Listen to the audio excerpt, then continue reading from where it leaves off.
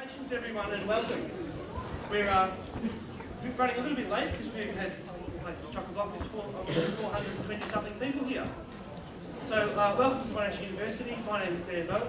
This is Russell Pratt. We're the idiots running the show. One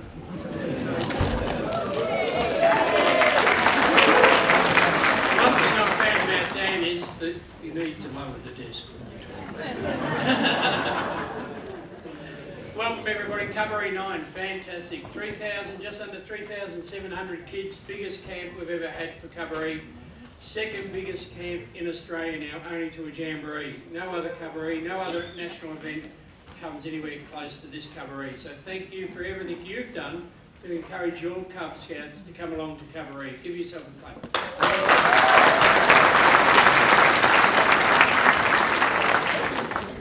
As Dan said, we're both chief directors, and somebody unkindly called us Laurel and Hardy the other day. I'm trying to work out which one's which, but you'll work that out, I'm sure. Dan's going to run you through a few things of what we're going to do today. Just sit back, enjoy yourself, and thanks again for coming along. All right. Up with the desk.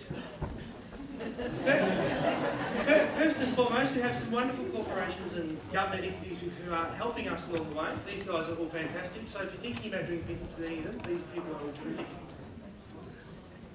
Here's some housekeeping. Put your phones on silent, please. We don't want to be hearing ringing phones all day long. Monash saying there's no eating or drinking in the lecture theatre, but when we got here yesterday there was empty cups and bottles strewn across the place, so I'm not too sure how well they enforce that rule. If you could put your rubbish in the bins outside, don't leave your rubbish laying around, that would be terrific. The toilets are out these doors, turn right behind the staircase under us. Ask lots of questions, but please hold them to the end of the presentation. Please don't interrupt. I'm sure your questions are important, but they can wait to the end. Have a laugh, get comfy, we have got a fair bit to get through today, and we'll try not to kill you with PowerPoint.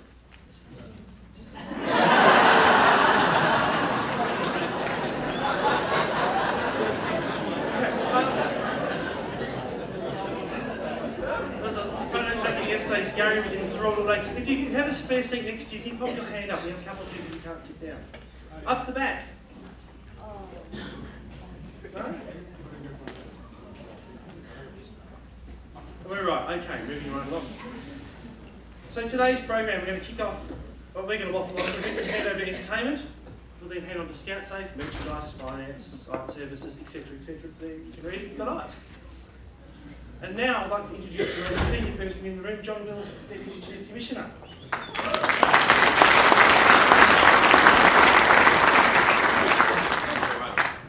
Dan, if I knew how to put the table down, I'd do that. Thank you, Russell. I'm with you, Russell.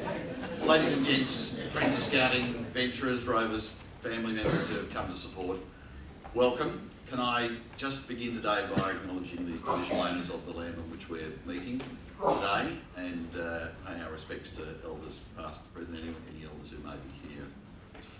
We are very privileged to be on Wurundjeri land. Can I just say how awesome it is, from the rancher's point of view, that we are able to mount this, this amazing event.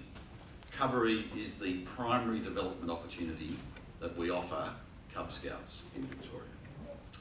By that I mean, we run our programs every week, we do a fantastic job at that, but a Cuboree is where that comes together, where our Cub Scouts are able to be out of the home environment for that extended period with amazing activities that come from nothing and are created out of people's imaginations by the team that put this together, and by you people who support that and make that go. And the interactions with the Cub Scouts on this week will change their lives and make them different people at the other end, and that's a pretty amazing thing and something that we can all be very proud of.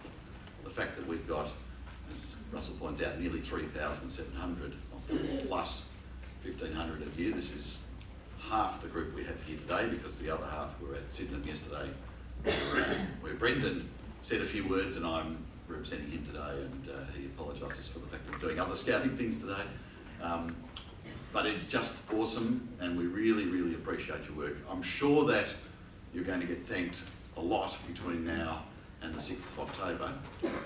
I'm sure on the 6th of October you'll say, they never thank me enough for this work that I'm going to do. No, it is going to be challenging, I'm sure, at times. I think we just need to remember that it is a really awesome thing that we're putting this on. I want to thank Russell and Dan and the whole team and all of you people for the work that you're going to do. Thank you and have a great day.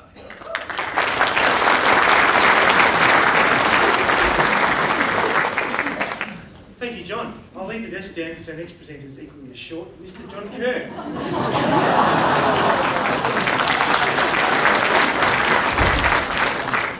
Hi everyone, good morning.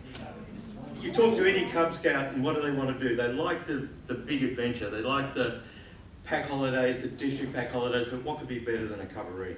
Every cub that's been a cub for the last 3 years has been looking forward to this.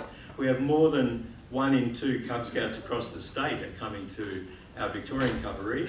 We have cubs coming from Queensland and New South Wales, and in reverse we took some to theirs also in the last couple of years. So it's going to be great.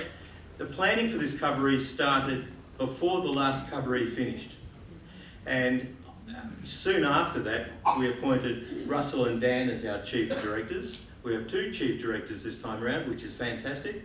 And could you join me and thank Russell and Dan for what they've done?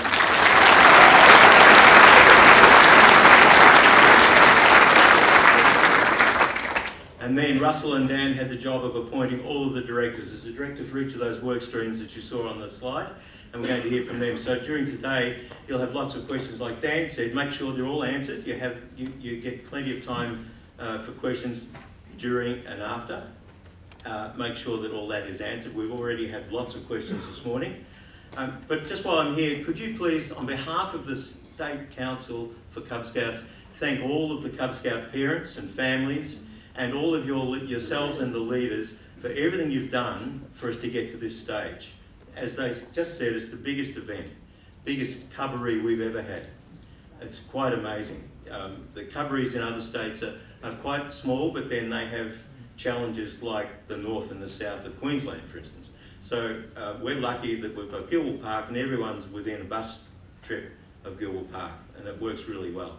So please thank all of those families, all of the leaders that are helping, and all of those that may yet still be to sign up. Someone else will talk about that later on. And please say hi at Cuboree. Thank you very much.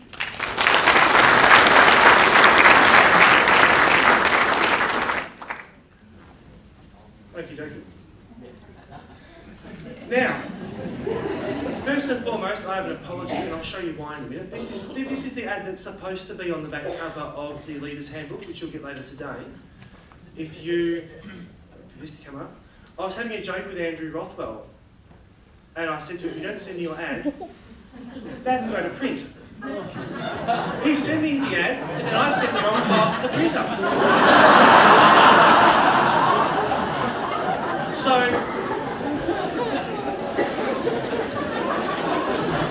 I apologise, Andrew. I didn't mean it.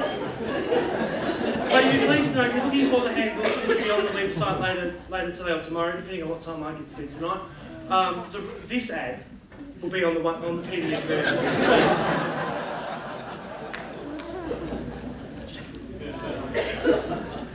Okay, introducing our team. We have a wonderful team of people, as John pointed out. If you're in the room, could you put your hand up if I state your name? Half of them are probably out doing stuff. Nikki Coffey, our Director of Admin. She's outside doing a fabulous job. Danny Attard, our Director of Scout Safe. There he is. You'll hear from him shortly. The reason why we've got 3,600 and whatever it is Cubs is because of our excellent work our PR Director Sue Perrins has done. Sue, over in the corner. And the reason why we're all looking so sharp today is because of the great job Andrew Rothwell and the merchandise team. Even if I did insult him, there are cheap shirts still available. There are some cheap shirts still available. It's terrific. $5 for $10. $5 for $10. How about that? Karen Downs, our Activities Director, here's Karen. Our Director of Everything, well, it's called Logistics, but he tells me it's everything, Trevor Hallett. He's probably outside hiding behind a bin. Mike Graham, our Director of Finance, has just come through the door. Gary Steinhardt, who's actually awake and sitting down the front here. And you've already met the two ugly blokes at the end. Here's some figures. There's 3,674 Cub Scouts. We have lost a few from the 3,752 which we had on the 2nd of July. Had a few withdrawals, but that's part and parcel. We've got 198 venturers, including that figure are the 40 scouts running the 2 Scouts and Beyond activity, so looking forward to them. 65 rovers, 881 leaders, 300 other adult members, so that's your parents in the kitchen, members of fellowship, adult helpers, etc. 5,118 total people will be squeezed into Gilwell Park. I hope you don't like privacy too much. So as we said, it's the biggest Cuboree we've ever run, and it's the 2nd biggest scouting event held in Australia. There's 96 packs, 34 different service areas, cubs from all over Victoria, as well as we've got 4 cubs and a leader coming from Queensland, and about 15 cubs and about 15 leaders coming from Tasmania. We've got leaders and supporters from across Victoria, as well as New South Wales, Queensland, Tasmania, the Northern Territory, and Girl Guides Victoria. The oldest person on site will be 79 years, 7 months.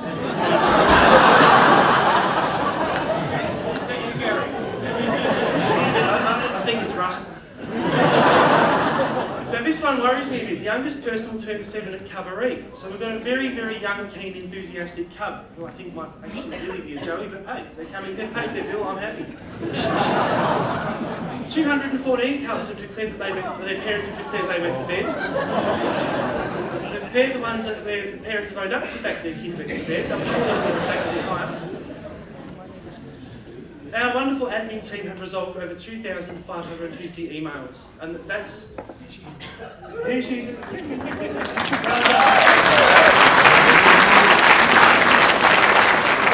figure's actually higher than that. It's when you email in and you get a ticket number, and then you get a reply.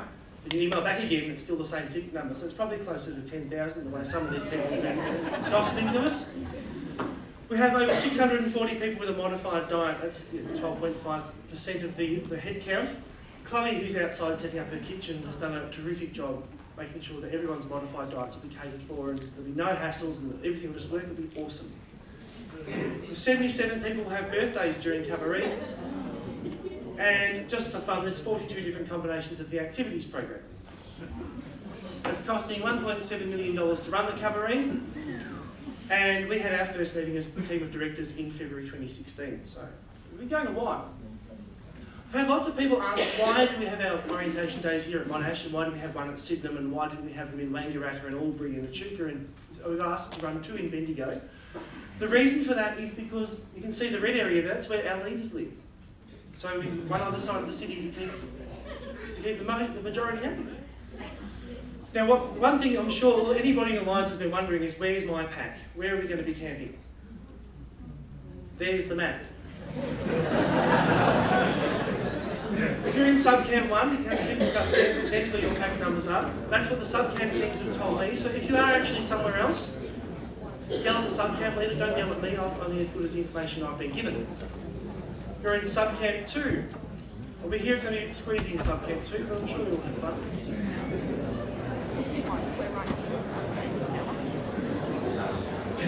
And if you're one of the lucky people who's one of the 37 packs who are in Subcamp 3, this is where you'll all be. Now, we haven't had a Cuboree held entirely in October before, so we thought we'd have a look at the weather. This is the weather from last year, between the 2nd and 6th of October at Gembrook. You can see we had a high of 22 and 25. We won't talk about the day where it rained and it was only 13, we'll skip that bit. Over the last 5 years, we've had averages of 16, 16, 19, 18, 18. A little bit of rain, but hopefully not much. But of course, you can't go to Gilwell Park without being rained on, so of course it can rain. That's also the first Cuboree where the entire thing will be held during daylight savings time. So the kids will be able to have their dinner in the daylight, but if you're in the first off-site activities bus, your breakfast might well be in the dark. So as I said, there's 42 different activities programs. There's 6 different wristband groups. We'll talk more to that later on. Because there's 38 packs in Subcamp 2 and 29 and 30 in 1 and 2, we've had to change the way we do activities. Everybody will be a different wristband colour to determine that. We'll get to that later on. But you can download your program when I get around to loading it onto the website, on the Cuboree website. It's an Excel spreadsheet. You pop your pack number into where it says pack at the top, and it tells you where you need to be. We'll have hard copies available at Gilwell Park when you get there, but you can print off your own if you want to be organised. If you're 201, that's your program. There you go. This is Russ. I'll go to Russ and come and talk about this one. He's passionate about this topic.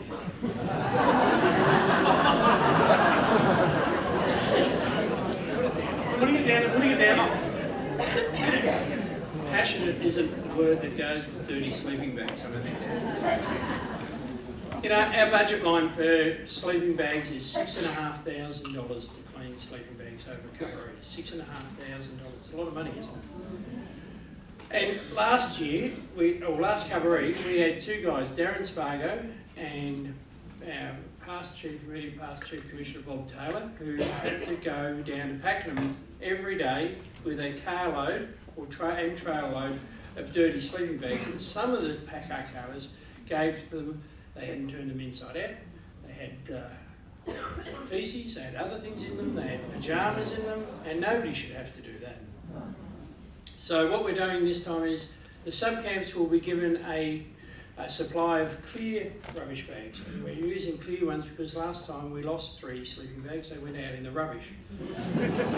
So there'll be clear sleeping bags. We're making a specific tag up for the subcamp leaders will tag each of the bags, and then we'll put them into 2 different areas. One will be wet, just through rain, that sort of thing. There's not going to be any, it's school, of course. And the other will be if they're soiled. Now, if they're soiled, they'll be washed on site this time. Now, I'd expect that our aim is that any soiled sleeping bags will be into the subcamps by 8 AM at the latest, so that we can get them back to you on that night.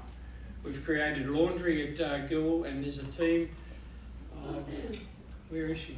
Adele is in charge of the laundry, and we're going to be, that'll be non-stop, I'm sure. If the weather does happen to just by chance turn cold, she's selling tickets for anybody who wants to go to the laundry in the dryer area. So that's going to be the process. So we're washing the soiled sleeping bags. We need them down to the subcamps by 8 o'clock in the morning, turned inside out and put into a plastic bag, and where they'll be tagged by the subcamp leaders. Okay. Any questions? Excellent. Thank you.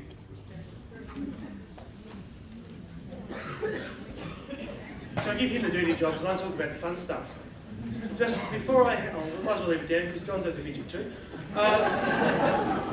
Before I hand over to Gonzo, who should be ready, just a couple more points of order. I've been asked to remind everyone one, did everyone bring their own cup?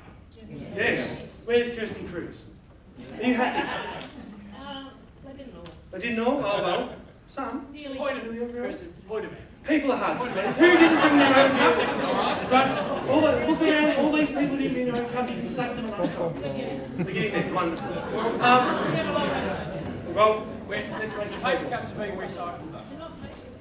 anyway, moving on. Calm your farm. Tea and coffee is just, there's 2 stations just outside the door, and if you have a special diet and you require special milk, you can find that behind admin. Okay.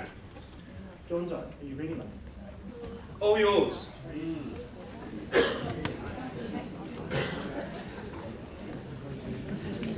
Okay, good morning everyone. So I'm going to talk a little bit about entertainment and what you're going to experience down at the Campfire Circle at Cuboree. For your enjoyment and also for the Cubs' enjoyment, we have had a hard-working team. Some of us have been working on this pretty much similar time to some of the directors. We actually started work on the Cuboree stuff pretty much as soon as the last one finished. So we'll be presenting this year 4 evening shows, including the opening and closing ceremonies, 3 morning shows, and we've also produced the Cuboree Song and Dance, and we're going to be teaching the dance shortly. Don't worry, we've made it easy for you to teach your kids this time as well. So morning shows run for about 15 minutes. We'll be opening the gates at 8:45 each morning. Pre-show will be starting at about 8:50, so don't worry, we're not going to put you in there for 15 minutes. You have to sit there with the kids going, there will be a dancing monkey on stage. Starting about 8:50 each morning, and the show will be starting at 9 AM and we'll be finishing by 9:15 for those that need to go for activities. Morning shows are a bit of fun. They're silly. They're mostly unrehearsed. We kind of have an idea of what we do before we get there, but sometimes we don't. And it's a lot of fun. Evening shows, each performance will go for about 45 minutes to an hour. Gates will be opening at 7 PM. Pre-show starts 7:10, might start a bit earlier if we've got lots of people coming in early.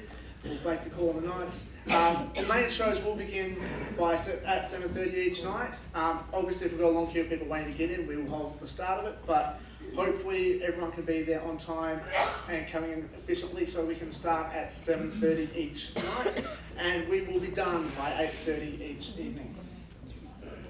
Evening shows, first night we've got the opening ceremony. On Tuesday night we've got a thing called Silly Stories where we're going to have a bit of time exploring the backstories of some of our characters that we've created for Cuboree this time.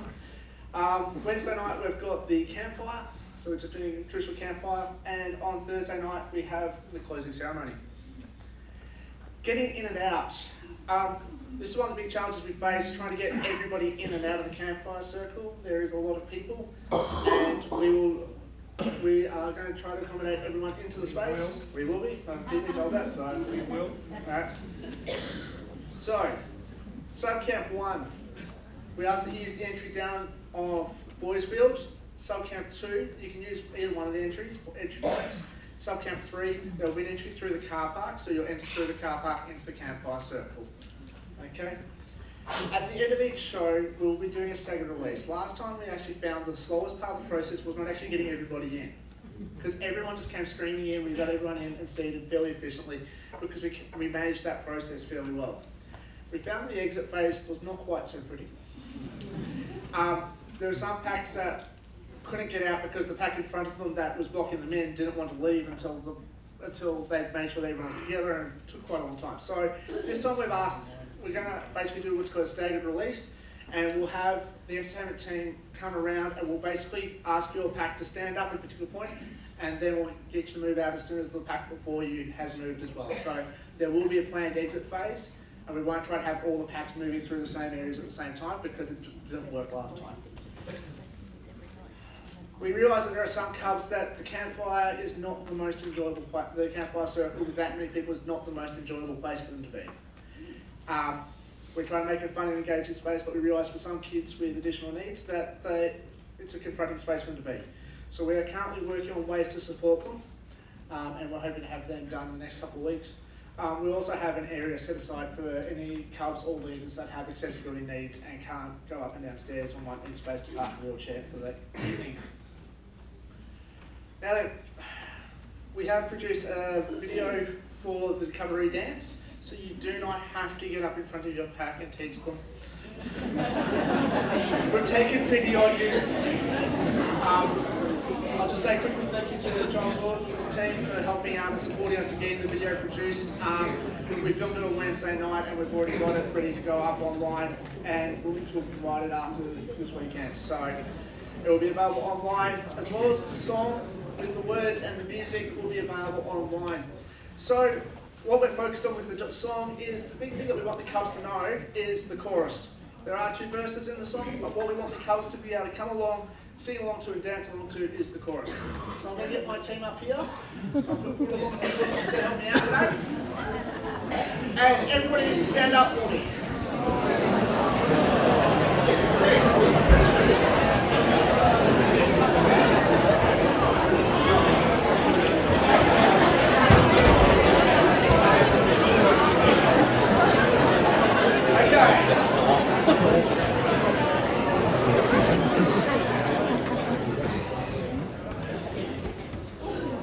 Stand up yesterday, but I'm right after that.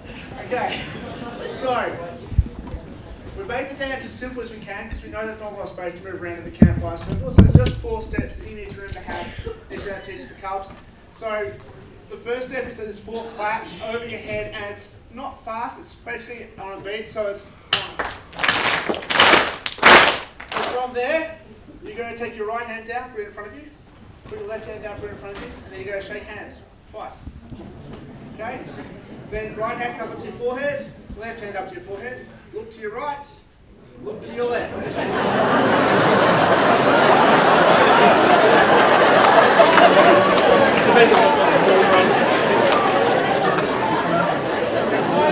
your hands above your head, point to yourself, point out, and then up above your head again. And that's where we finished. And then when the chorus goes through twice,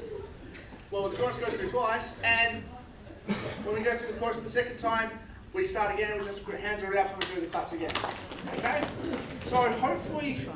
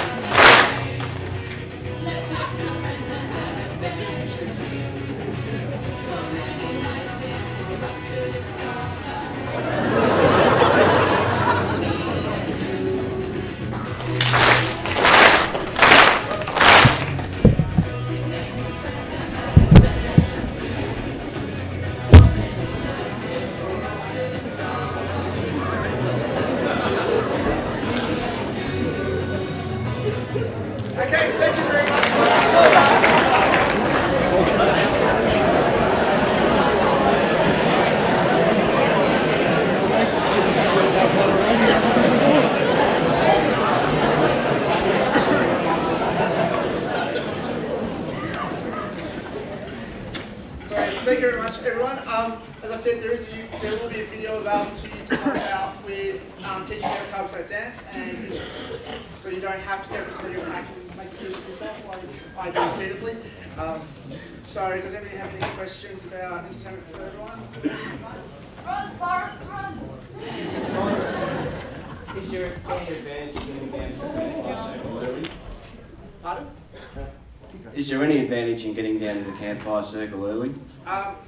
Everyone will get, we're going to fit everyone in, we believe, at this stage. So as far as getting down there early, it will make our life a lot easier if we have packs getting there from 7. Getting there before 7, you're just going to be waiting in line. So I'd be saying, if you're going to plan to get there, plan to be there around 7. We'll be trying to have people out engaging with the kids as you're lining up to come in, but we only have a fixed number of people in our team to do that. But we are going to do our best to try to make sure that you're not standing around waiting for something and not having the kids engaged. So we realise that getting everyone in and out is a logistical nightmare. Yep. You gave an overview of the evening shows. What's happening on the morning shows? So the morning shows are very much an impulse-based show, and they're, as I said, they're largely unscripted. Basically, it's a chance for us to get everyone together. We have a bit of fun, and we do a lot of movements. We do a bit of movement, a bit of dancing. That's really what we do with the morning shows. Yep. With the kids or people with limited abilities, Yep. are you going to like clearly fence off an area or somewhere? Yes. Because it's always a big bun fight. You know, people push into those areas and stuff. They haven't been clearly marked. Yeah, so we're doing our best. We will have an area clearly marked out as being for accessible needs, and we'll do our best to maintain that. But obviously fitting other people we do into that space, it does get into a bit of a logistical challenge at times. Can we hear the song? Over here. I'll turn it up.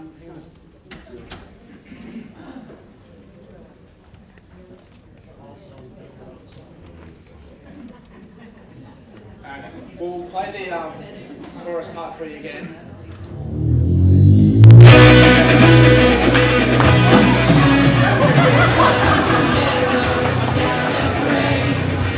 Let's make new friends and have adventure too. So many nights here for us to discover. It's Cuboree, it's here for me and you. We come together to celebrate. We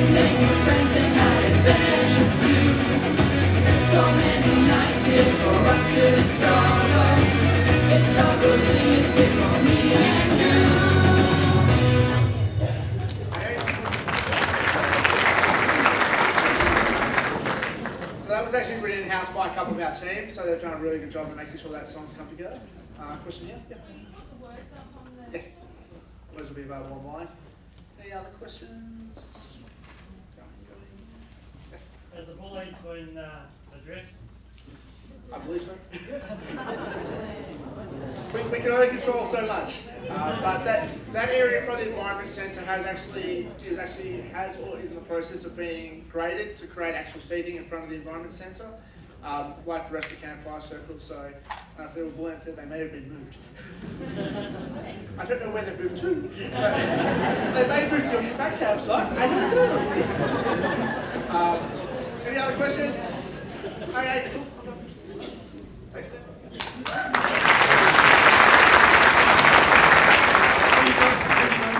There has been a lot of work, there is a lot of work underway at Cuboree Park at the moment. We're cutting in more seating. There'll be bleachers brought in. We're going to do our best to get everybody in. It'll be squeezy, but everybody should fit. So the bull ants have probably all been dug up and moved, and we've asked them to stay home, so they should. Okay. And our next topics are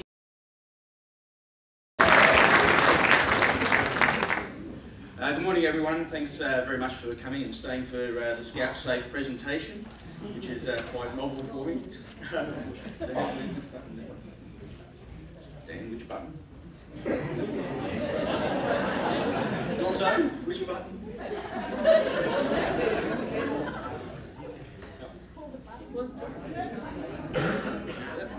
That's right. Too many buttons. Any button.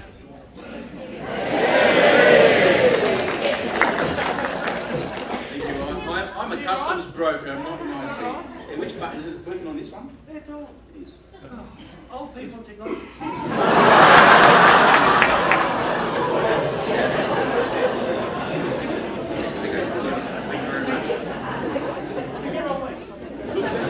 That's really good. You all had a bit of a laugh and a giggle because no one ever does in the Scout Safe presentations.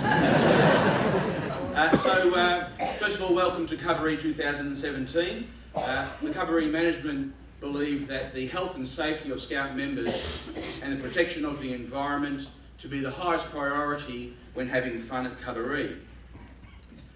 In this presentation, we will provide some general summary on general site information, work requirements, site amenities, Cuboree facilities, health, safety and environment management systems, and standard procedures. Site and hazard and risk control measures include hazards and their locations, alarms and types of responses required, muster locations, medical facilities and their locations, dress and personal protection equipment requirements. So all directors, general managers, line leaders are assigned responsibility under the OHS Act where work is carried out. You all have some responsibility. It cannot be delegated to another person. All Cuboree staff carry responsibility for the OHS Act where work is conducted. So at Cuboree, why do we manage risk? To identify and prevent events that could cause harm to people, to the environment, to property, or to the assets. Now all the Scouters in the room here today and going to Cuboree will have or should have done at least their basic training, and advanced training is highly recommended of course. But online training with our e-learning facility, even if you have done the WHS for Scouting module in the past, I would like to encourage you all to redo your WHS module before you go to Cuboree and become familiar, refresh your mind with Scout Safe ideas and the principles that we have in Scouting for Scout Safe. Through your training, you have all possibly done a risk analysis similar to the table on the slide. So you do your own, for your own pack, please. Don't bother about doing a risk assessment for the activities. They'll do theirs. Don't bother about doing a risk assessment for the works and services people. They'll do their own as well. But the pack leaders, please do your own risk assessment for your pack lines. Don't reinvent the wheel. The Scout training has already made a matrix you see on the slide there. This is directly from our training, so you've all become familiar with these sort of ideas and matrices and so on. Just to recap some of the important points, a hazard is a source of harm with the potential to cause injury or loss. For example, not wearing the correct shoes, gravel tracks, sharp tools of any kind, whether they be in the pack lines, in the kitchens, in the catering team, in the activities area, in the works and services area. Sharp tools can cause you harm, so use them properly. Hazard is a situation which may have the potential to harm people or the environment or to damage the facility. Hazards may be identified during the course of job safety analysis, which my team will do, or risk assessments by anyone while moving around the site. These are to be reported to your supervisor or recorded on an HSE incident form. And risk is the chance of something happening that will have an impact on an activity. Risk is the combination of hazards, event frequency, exposure to hazards, and event severity, which we call the consequences. So on this table, there are many different major incidences that may occur. There may be more that could be added to it. But of that table, I'd like to point out, especially to the pack archalers and the managers of teams, number 3, fatigue management. It's a long event. Some pack leaders won't have been to an event for 4 nights and 5 days, or even longer if you're working before and afterwards. So please, pack archalers and managers, manage fatigue. Fatigue of your team, fatigue of the leaders, fatigue of the parent helpers who maybe have not been to extra long events with Cub Scouts and feeding 48, 52 people. All right, something new for them too, but please manage and plan in your week some downtime for your leaders. Okay, and that goes for venturers and rovers as well. So work requirements. If unsure about any task that you are doing or tasks that are being performed around you, directions or instructions, health, safety and environment precautions, stop.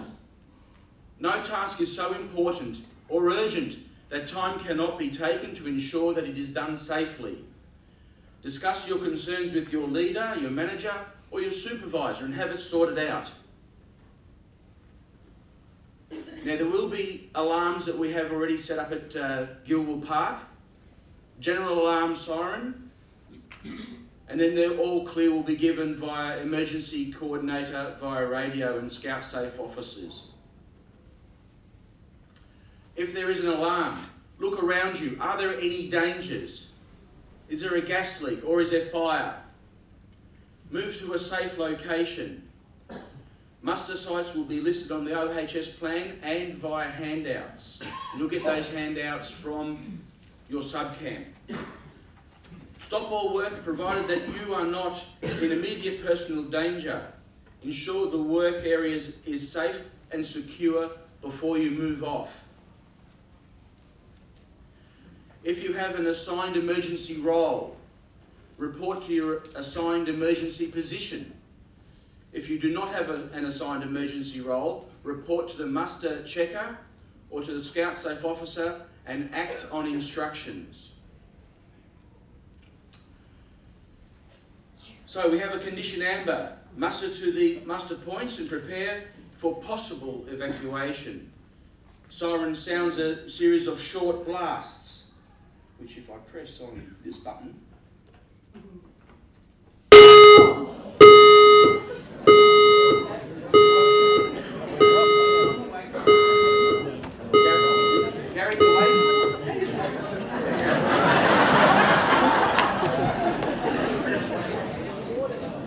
jump much. Return immediately to your subcamp assembly area, that's the closest subcamp to you, and listen for further instructions.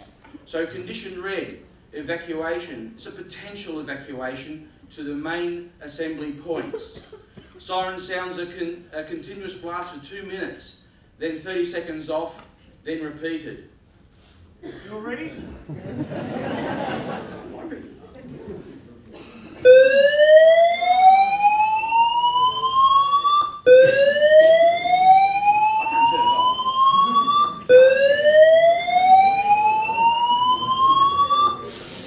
So stay with your pack or your unit and proceed to the main assembly area. At all times, follow the instructions of emergency control staff identified by coloured vests or emergency ID tags. So each pack must proceed to the closest muster point, not necessarily the muster point in your home sub-camp. Does that make sense? Don't want everyone crisscrossing over the whole of Gilwell Park. Each sub-camp and work zone has a muster location and each muster point has a number. Assemble and report to the muster checker and state your pack number are present and accounted for, and quickly advise any exceptions, such as parent helpers working back in your pack lines. Once all the sub-camp leader will radio to the emergency control that all in sub-camp are present and assembled. And moving on. So Cuboree encourages all concerned personnel to raise hazards and risk issues with their immediate supervisor and has an open door policy, a no blame policy which promotes responsibility but not finger pointing. Please report all OHS incidents to the relevant team or sub-camp authority. Examples of incidents include accidents, spills, atmospheric discharges, not the ones from the Cub Scouts,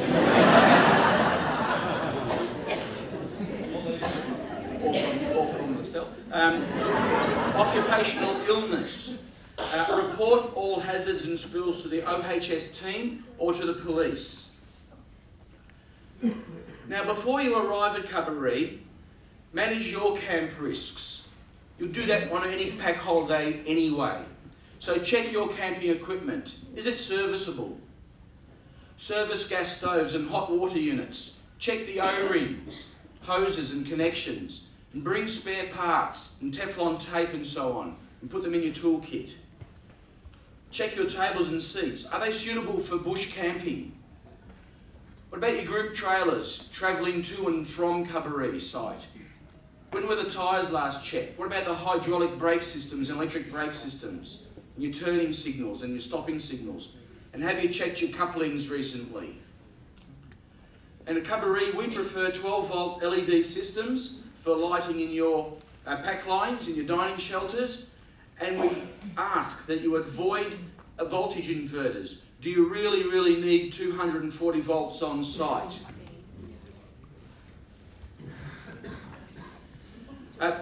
Bronwyn will talk about this in her presentation, but it can't be overstated. Be prepared, pack arcalas, with spare clothes for your cubs and spare sleeping bags. Not just one spare sleeping bag, you may need many more. Consider using bunting to cordon off restricted areas such as your kitchen, barbecue and hot water unit areas. Consider solar-powered night lights or glow sticks to define paths and leaders' tents and your gateway. Plan a tidy campsite. Consider a QM store. And we suggest that pack lines should be at the standard of Stradbroke Cup gold level camping. That's what we ask you to strive for. It's not difficult, and all pack leaders should be able to achieve Stradbroke Cup gold level standard. And what else can you do to prepare and make sure your site and work areas safe before you arrive at Cuboree? Housekeeping in camp, in work zones and other areas. Maintain a clean and tidy work area at all times. Remember personal hygiene, especially washing of hands. Remember camp hygiene, especially in the kitchen and dining areas, and wash up dishes areas. Clean up spills, no matter how minor, even food spills underneath tables, because that's where the European wasps like to come and visit, isn't it? You've all seen it. Look around and remove any trip hazards. Return tools and unused camp gear to the correct locations. Keep access ways clear at all times, especially for the works people. Keep flammable liquids in appropriate containers away from heating, creating sources such as barbecues and hot water units. Scouts Australia and Scouts Victoria, of course, has a drug and alcohol policy. You are all familiar with the policy on the board. There should be nothing special there, it's all in the info book. And Cuboree, of course, being a Scout event, must abide by these policies. The smoking policy at Gilwell Park. Cuboree will set up designated smoking areas, and those designated areas are not behind the kitchen tent. First aid and medical provisions. The first aid facilities of Cuboree consist of, firstly, each pack line is expected to have as a designated and qualified first aider and first aid post. Then secondly, there will be first aid posts in the sub-camp areas. All the activity bases and workstations will have first aid posts. First aid personnel will be identified with green aprons. We'll have green scarves for first aiders, even in the pack lines. No! No! No, not pack lines. We were told yesterday we were. Your brother was wrong. Oh, that was wrong. They will not be given to the pack lines. So no. If we do need an ambulance, response time may take between 20 and 40 minutes. Now, waste management. All waste on site should be minimised as far as practicable. Waste is unavoidable. Campers wanting to separate recyclable material for disposal in recycling waste collection facility may certainly do so. However, those campers are advised to take home such material for appropriate disposal. We can't handle plastics for recycling plastics at Cuboree. We can handle flattened cardboard, and we'll take away flattened cardboard for appropriate recycling. But if you wish to recycle plastics or other recycled material, take it home and recycle it in an appropriate facility in your hometown. Take a lead from our founder, the man who gave us our motto, be prepared. I think he was telling us to be Scout safe aware. So be Scout safe and enjoy every moment of Cuboree 9 1001 nights. Thank you very much.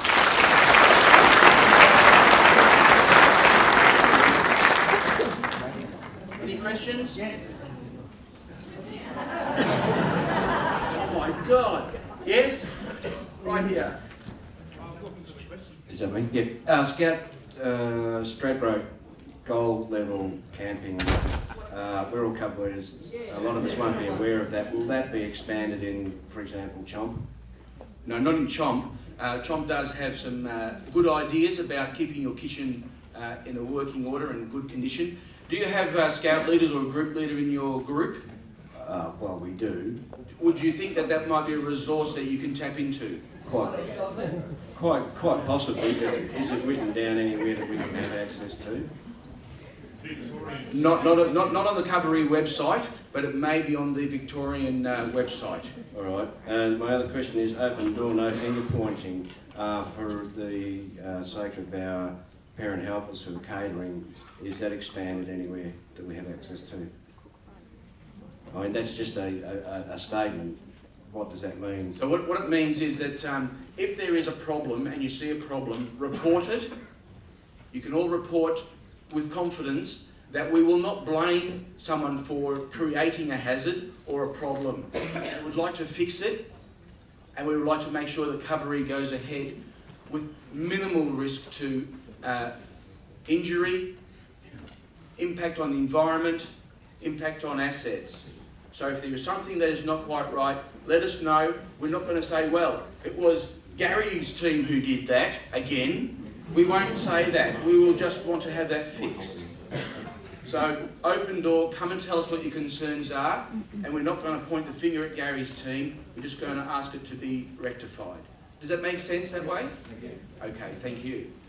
Okay, what colour vests are they wearing for the actual muster controllers and so on? Because given that a lot of teams wear brightly coloured vests to keep track of their cubs and so on, what specific colour, if any, are the emergency controllers wearing? They'll be the fluoro yellowy greeny colours. Just like everyone else. Don't wear fluoro yellowy greeny colours. Yep. You've used some acronyms. Just want to double check.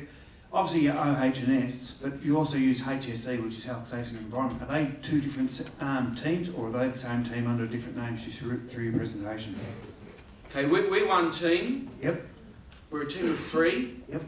And they're some of the commonly known ideas and I suppose systems that the risk management team will be working to. Yes, I realise that. So, but when you start bouncing acronyms like OH&S and HSE, if people aren't familiar with those acronyms, then they might be looking for 2 different entities to report to or to find. So they're the one group, your group? We are the one group. We're just called risk management. Yep, no worries. So you've got the little flashing lights on your head. Probably not. Another question, yes please. If you Google Victorian camping standards, the first result that comes up details those guidelines for you. Thank you very much for sharing that with the audience.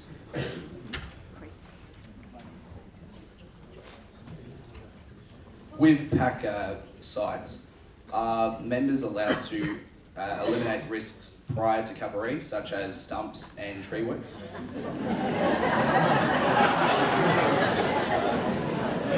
No.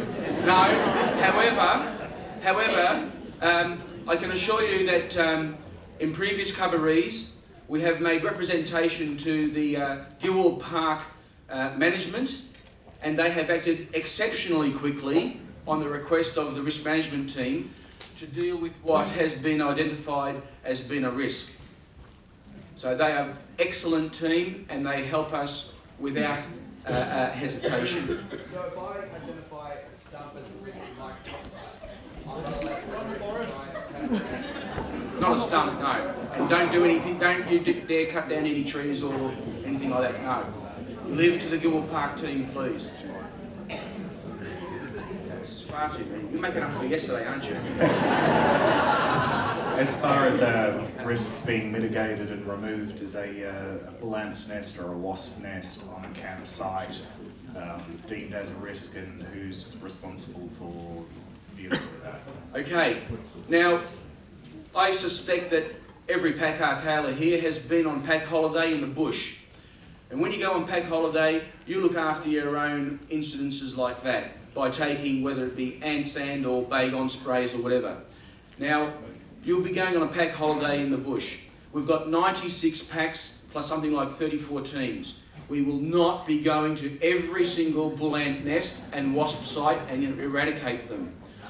However, if you've got a problem on your particular campsite, you will take with you, as you would do for any pack holiday, supplies and materials that you would deal with those sort of things.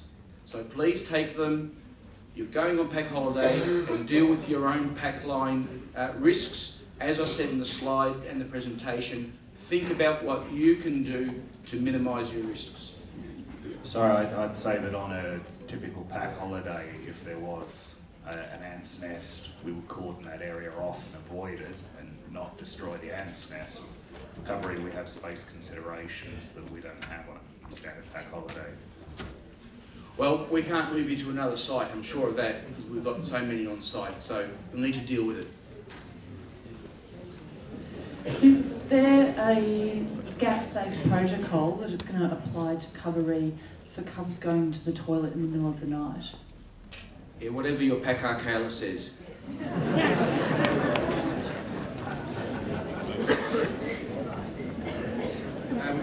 questions down here, please, Alberto. Will there be alarm testing each morning? I'm sorry?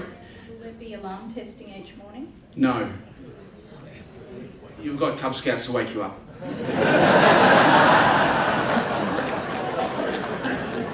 What about rabbit and wombat holes? I know from past experience last Cuboree we had some large wombat holes on our site and also some rabbit holes. Are you going to be doing anything about any of those, or will again they be under our... are we allowed to fill them in, so to speak?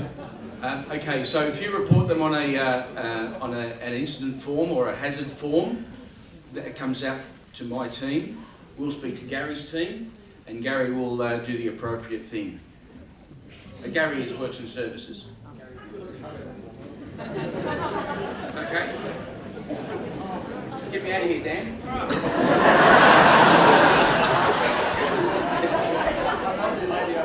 One last question. Yeah, sorry, just going back to the wasp nests. I know from personal experience trying to eradicate them from my property, they can be quite unpredictable. I understand bull ant nests are going to be everywhere, but is there going to be some sort of way of getting those dealt with? Steve at Gilwell Park has been doing a lot of work trying to get rid of the wasps at the moment while it's been winter. He's been gassing them and dusting them and you name it, he's been trying to get rid of them. So if you do have an issue with wasps, report it through your sub-camp to the works team. They'll contact Steve from Gilwell, who'll come and probably stir them up and you'll all get bitten. Look, with the wasps, from my experience as a Cub Scout leader, I've been a Cub Scout leader at Sunbury for just on 15 years and a Scout leader in Strathmore for more than 12 years on top of that. So I've got a little bit of experience. My experience is that wasps come for food scraps that have been left on the ground. If you get rid of those food scraps, you probably won't have very much incidence of wasps visiting your pack lines. So keep a tidy camp area and keep it clean. It's going to rain anyway, so. All right. Thanks, Dan. Thank you, Danny. Give a round of applause. And now, grand sale, Mr. Hoffer.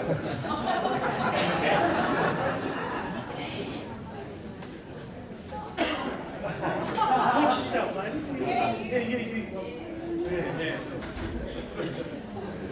Good morning. Thank you for coming. You've made my day. I don't have to take so many boxes home. We have a small team and we've been working on getting ready for today for the last 3 years. So my job is almost complete, which is wonderful. What are we all going to get? So we've got a shirt, scarf, the badges for the leaders, for the non-youth members. The Cubs have received their badges. Pack colours will receive enough passports for their Cubs. Every leader will receive one of the leader handbooks. They're very unique this year. And there will be 3 chomps for every pack. The badges at the bottom of that slide are the sub-camp badges. So, gear collection. This is going to make your lunchtime busy. Pack colours will have received 3 reports when you registered. The full report gives you all the details you need to distribute your gear. The paid list is what my team will pick on and give you. The unpaid will be collectible at Gilwell on setup weekend. So we have 2 queues occurring out here where the marquees are. We're going to queue from the far end. The pack colours will be on the right. There are 2 queues and it's at the far end. The paid report will be signed by the pack colours and we will keep that report. Any questions from the pack colours?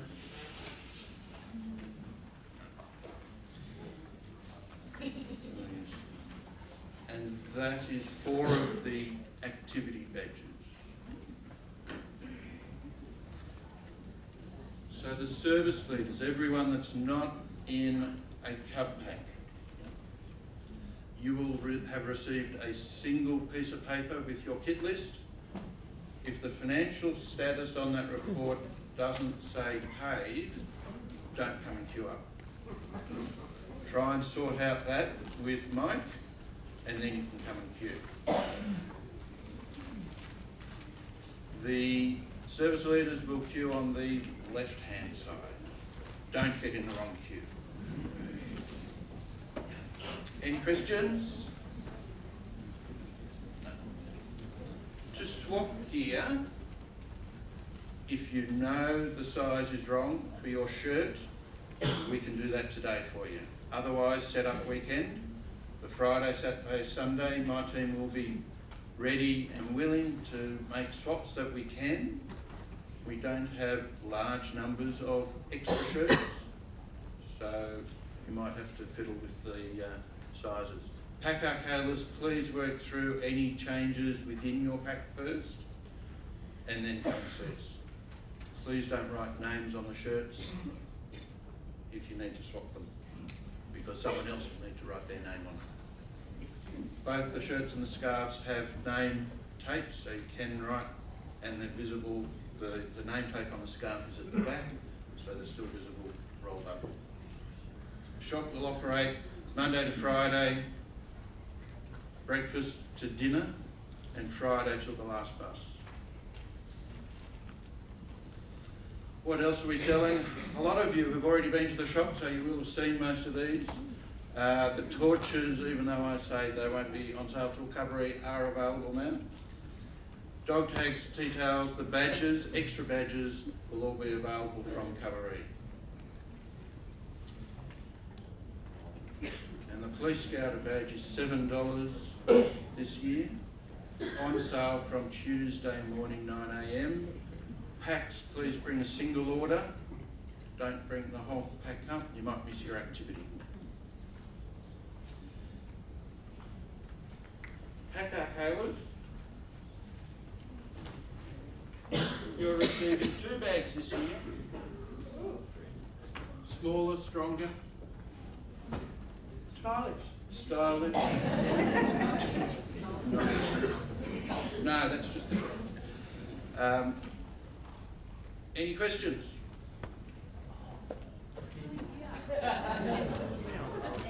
So while the mic's going out, anyone that ordered bunting? For anybody who's currently unpaid, is there an option of paying today so you can collect the gear today? Yep, see Mike if you're not paid. Mike Graham is the finance director. Where will Mike be? Mike will be out in the foyer area.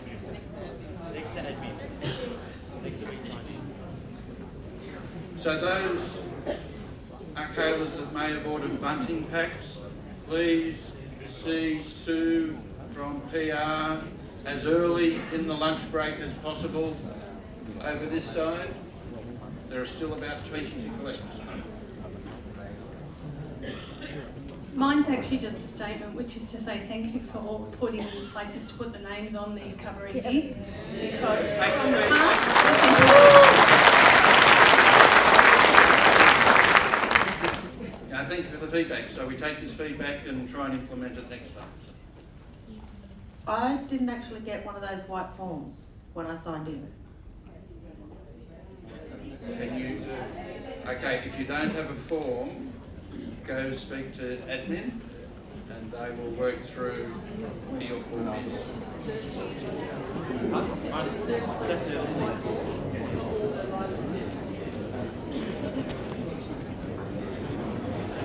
Oh. Yep. The store items, we saw there's some teddy bears and name tags and what have you. They're on sale for the Cubs during the Cuboree. Yes.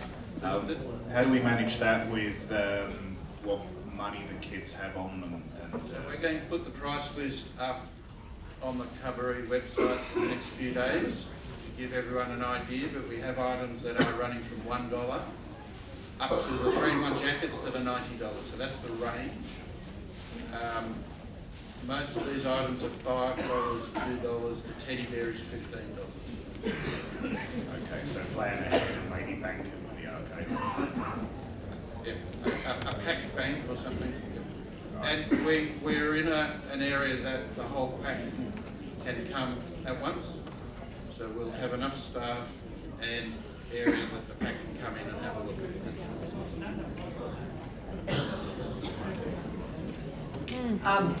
Is that, I have two questions. Is that the shirts? And the other one is, are they doing the torches and the kits for the kids again, like they did last couple of weeks? So answer those two questions. This is the shirt that multiple people are wearing at present. They range from size 8 to 7XL. So small to large. There are no torches in the kit for the Cubs. Last Cuboree we had a donation of torches, and that's where the torches came from. So, I take it there's going to be a credit card facility? We have credit card facilities here and on camp. Okay, cool. The bunting. Yes, the bunting. You pick that up from over this side in the foyer. Any other questions? No, there are no woggles in the kit. We don't want lost and found dealing with 3,000 identical woggles. A hairband or a pack woggle. Yep. It's a great craft activity. No, it's not available at the moment.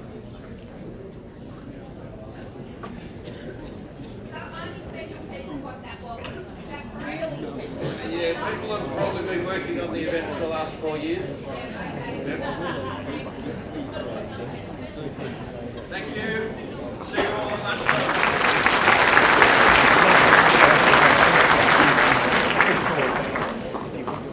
Thank you, Andrew. Okay, now people are asking, who's a Mike Graham and where can I find this Mike Graham? Well, here's a Mike Graham to talk to you about why you haven't paid your bill and start formal debt collection proceedings.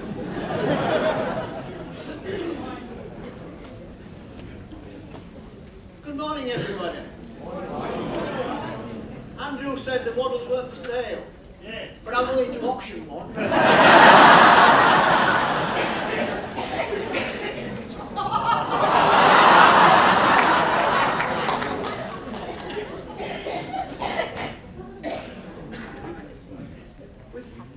With friends like him, who needs enemies? Anyway, there'll be two of us working. There's two of us in the finance team. There's myself and Michelle, and we're situated just out there. And I'll talk a bit later on. Oh, it does work. We'll only be handing out gear to participants who have fully paid the fee. So that's a criteria. We had a closing date or final payment date of the 10th of July. On the 25th of July, I sent out 1,800 emails to people who hadn't paid. Now, statistically speaking, if each of you turns round and looks at the person next to you, one of you three didn't pay on time.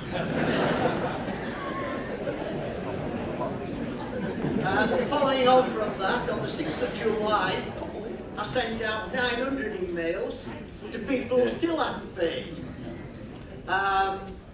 So we did get 900 in the meantime, and since then, or since I put these slides together, we've had a number of other payments. If you look at it logically, in the last 2.5 weeks, the accounts department at branch have processed 1,400 payments, which is a fantastic achievement by them, because they've also got their own work to do, the normal work to do on top of all of that. At the moment, this is Friday lunchtime, we had $116,000 outstanding. That's dropped down a bit because people have still paid. 181 people are partially paid. 302 people hadn't paid anything to date. And 4,569 have paid up. If we look at the figures for 2014, 75, well, you can see the figures themselves. You can see that this time we are quite a lot different. If we look at the people who are not fully paid up, there's 306 Cubs, 56 Rovers Venturers and 120 leaders. That's round figures, round about 470, 500. That figure has now dropped down to somewhere around about 380. But the thing is that when we got the figures, when we got them in, people have paid on Friday and on Saturday to branch, and branch haven't been able to sort out those yet. They've only sorted out the ones that they've got until close of business on Thursday. So if you want to, if you've paid since then, your sheet will show not paid. So what we want you to do is, if you've got a screen dump on your computer or your laptop or wherever, if you bring the screen dump to us, we will accept the screen dump as proof of payment, and we'll still give you your gear. We will accept payment today by cash, cheque or credit card. We will not be taking FPOS, and we won't be doing BPay. If you want to do BPay, you do it through your own system. As I say, Michelle and myself will be out there, and the sheets that you've got, we will then highlight the not paid, right at the side of it paid, and sign it, so you can take that to Andrew's team and collect your gears. Is there any questions? Jesus, you're going to be fit, aren't you? Thank you. So our group has parent helpers who we've only just sort of offered to help us, and so I'm not sure. I saw them come in. I'm not sure whether their application has been fully processed or whether they've paid anything. So as a group, how do we sort that out so that we make sure that things happen? We can only accept payment of people who have been accepted.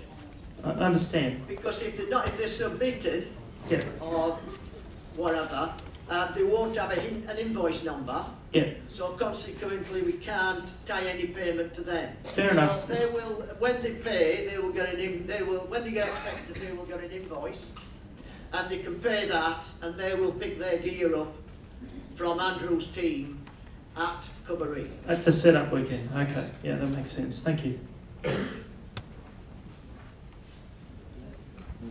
Somebody's up at the top. The back here.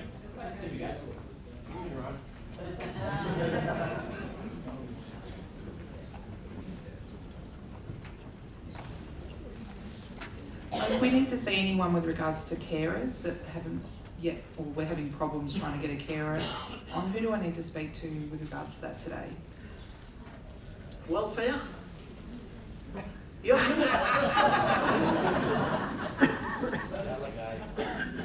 Bromwich.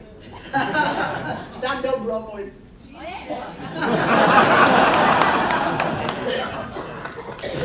Yeah, see Bromwich and she'll deal with that, won't you? I'll try my best. That means she will. Any more questions? Thank you, guys. You can come down and relax now. You know why we get the young guys to do this? Because those old guys can't run down the steps quite as well. You want to raise this up? I think Matt and Alberto have legs like tree trunks this afternoon. Alrighty, introducing our double act, the site services team, Gary and Josh. Not sure who the brains and who the brawn is, but they're both here anyway. No, Josh is sitting there. Thanks, Dan. Everyone's awake? I am. Where's the change? My waffle's up for auction as well, so I'm happy to sell it. My team's looking after the site services, so anything which comes on the site, my team will be setting up. We start a week before you people arrive.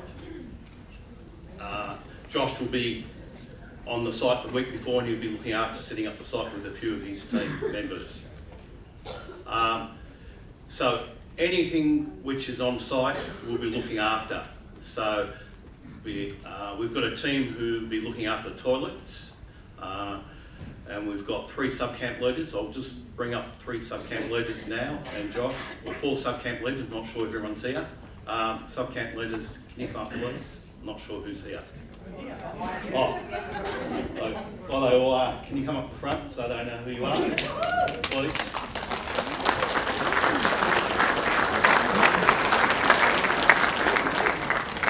So we've got Jeff, who's in sub-camp 3.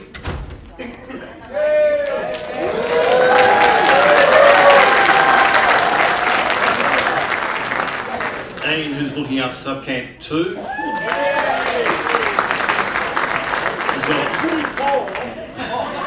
We've got Wayne in sub-camp 1. And we've got Barb in sub-camp 4. So, pack arcadas or anyone in the packs, if you've got any problems first, you approach the sub-camp leaders and they will get myself or Josh or one of us from our team looking after fixing up the problems.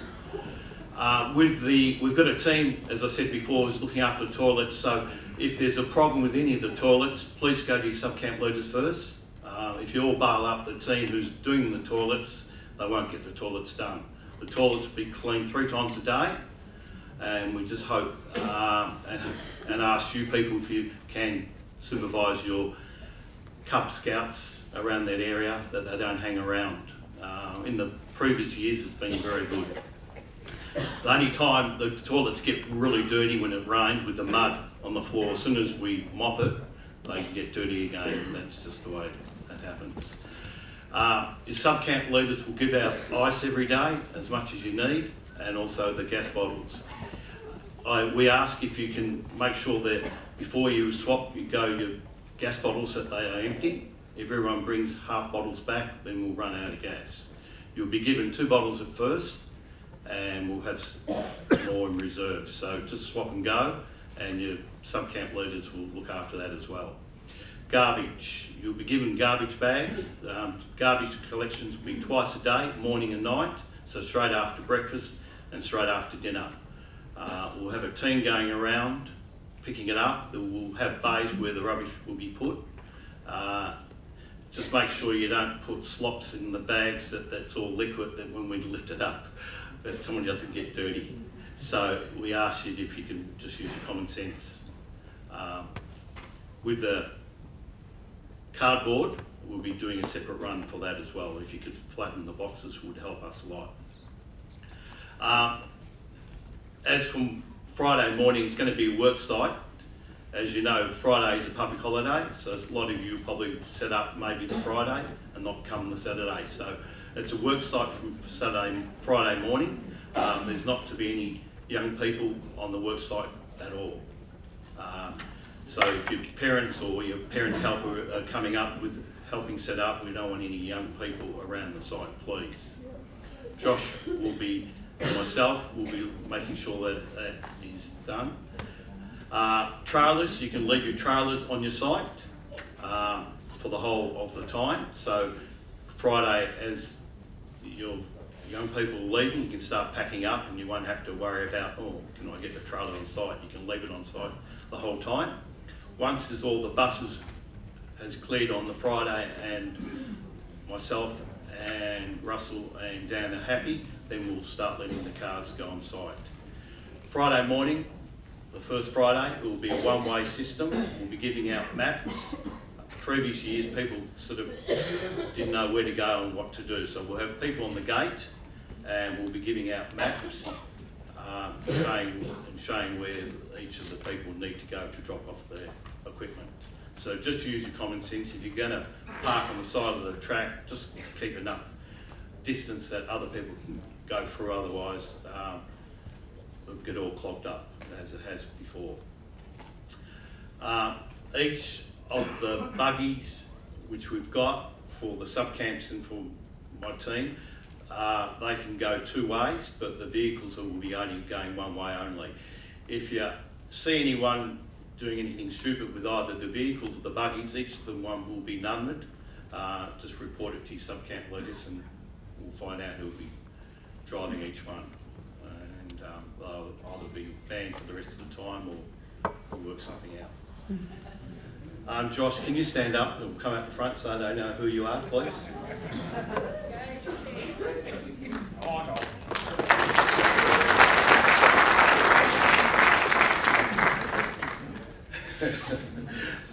So the team which we have got a team of rovers, venturers and a few parents helpers as well.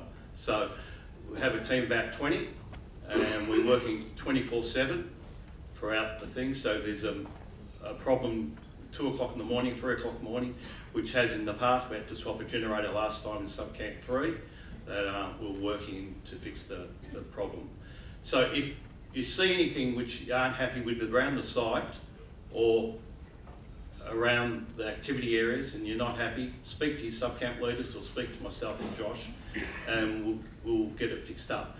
As I see, you people are our customers and we want to make sure that everyone's happy during the Cuboree and during the site. So that's the way I look at it. So if you aren't happy, come and tell us. If you don't tell us, we won't know that there's a problem. Any questions at all, please?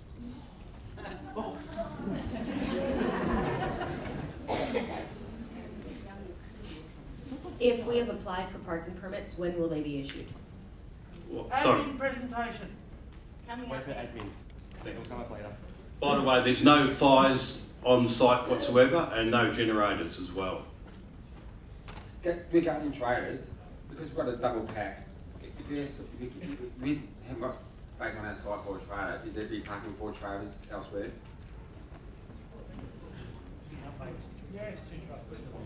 I didn't quite get that, sorry. We're having a double pack. Yeah.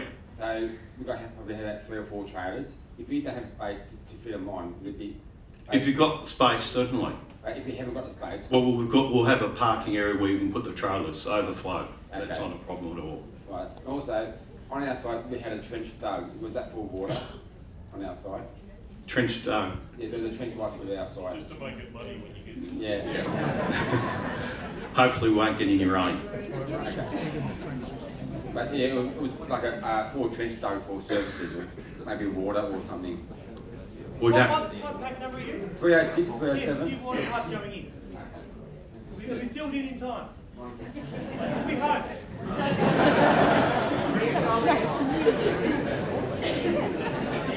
Hi.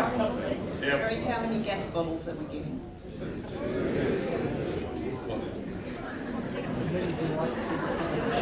Any other questions? Can we bring our own gas bottles? I can't hear you. Can we bring our own gas bottles? No, you don't need to. We've got plenty of gas, so, you know.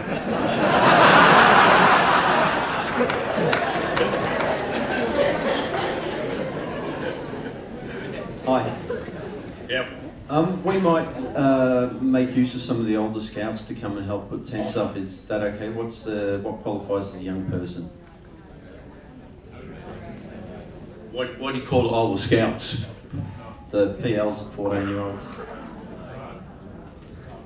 So what's the cut-off? I'll ask the boss.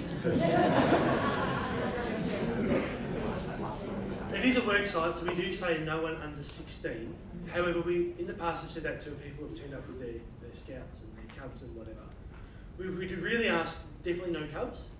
If you've got patrol leaders who are responsible enough, they're not going to get in the way of earth moving equipment or Joshy on the forklift moving toilets around or run over by some bloke with his trailer, then I suppose so.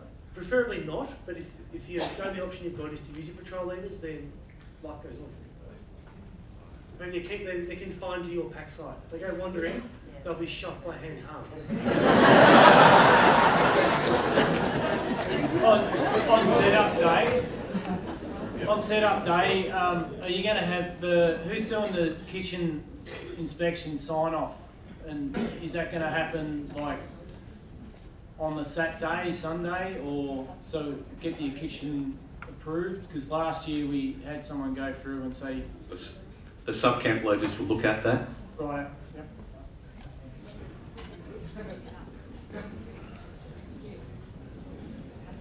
Any other questions?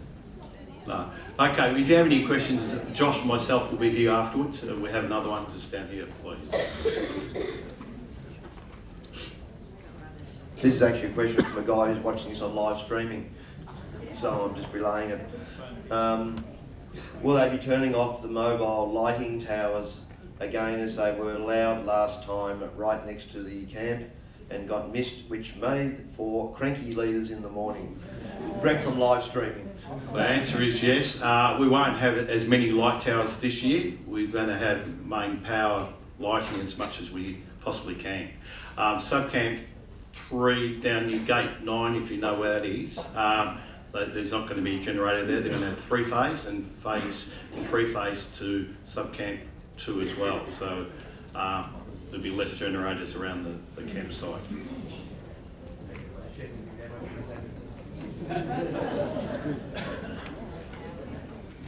Again, if you have any questions, Josh and myself will be here all afternoon. You can come and see us. Thank you.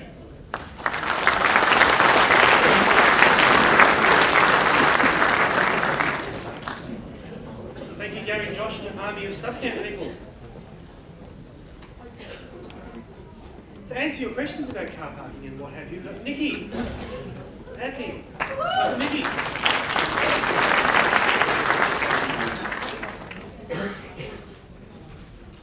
Fantastic. I'll try and reach to Dan Hunt. No, it's all good. I can pretend I'm tall for a time. All right, much better than looking at me is to look at my team. Which you've met most of them as you've registered today, and some of us you may have emailed and spoken with over the last year or so. So this is my wonderful team. We've got lots of different experiences and backgrounds, and they've been so wonderful coming and sharing their skills to have us have a wonderful admin team.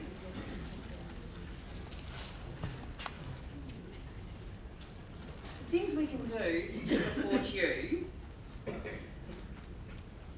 are listed here, but really come and find us. We're at the Environment Centre. We're open from 6 a.m. until 10 p.m. every day. There to help you.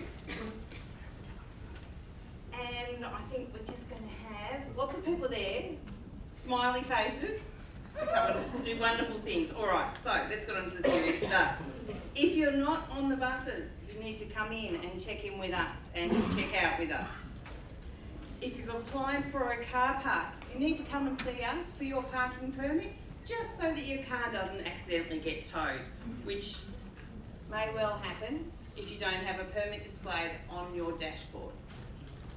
Also, we'll be able to tell you where the parking is. There's a variety of spaces depending on how long you're staying, and we'll be able to direct you to that car parking at the time. The other thing we do is keep the channels of communication open, which is our wonderful radios team. You can see they've been practicing running around for you because they're the ones with the mics to try and get the questions covered. All right, looking in detail at some of those points now. So anyone who's been to Gilwell will probably remember that phone coverage is not great at Gilwell. But the other part of that is also wanting to make sure that you all understand how important it is to make sure we have the right message going out to families who aren't there on site. So please, if something does happen, take it up through the right channels, because it'll be the chief directors who'll be making decisions around messages that go out. So it's not your responsibility, and it's not included in your role to be communicating back to families. So the next piece is the registered part-timers. So these are ones who are going to have wristbands. They're coming for just a few of the days. We see that a lot with caterers. So they might come in just for a few days, then swap over to somebody else. So you've got some new fresh people to help with the last few days. If that's the case, they'll be registered, they'll have a wristband, and they will be able to just come in, get that from us again at the Environment Centre, and it'll have another coloured band separate to that that'll tell us the day that they're going to be off-site. The next thing I want to talk about is I've mentioned here visitors. Just to be clear, that's not people popping in. These are our registered day visitors. They could be contractors. So every day we've got some people who need to come in and do some works and services kind of thing. So that's our contractors. They'll have lanyards so that you can all feel confident when you see people walking around. If they haven't got wristbands, they'll have a lanyard to show you that they've come in and checked in. They might also be dignitaries that have been invited by and approved by our chief directors, for example. So that's our limit to our day visitors, but they are separate to our part-timers who will be registered in the Cuboree system and have a wristband. The other thing that we sometimes get used for is the lost property management. I know that everyone will have a name on every item they bring. And we've got the system access in at admin, and we'll be going through and checking every name and finding out their pack, and then be able to do a delivery through to the sub-camps at least once a day. But if there's something urgent that needs to be found, we'll be holding boxes for the sub-camps in admin until we can deliver it. So just pop past again and we'll see if we can help. But those names will really make a difference. Alright, another key thing that people want to talk about is our independent travellers. So it's been great. We've seen quite a few people moving from choosing to be an independent traveller to now travelling on the buses. And Eric will follow up with this a bit in the afternoon as well. But if you're coming to Cuboree as an independent youth traveller, we will see you at the Rec Reserve. You will not get access to Gilwell. So even if you are a youth with a leader, we're still going to see you down at the Rec Reserve. Okay? So that's really important. And what's really great is the support of our PACAR Kailers, because you'll know who your independent travellers are. You'll need to come and meet them at the admin centre when they're due to arrive, because someone will need to help them with possibly with their gear, but also so that we can confidently pass it over to someone who's going to be able to look after them for Cuboree.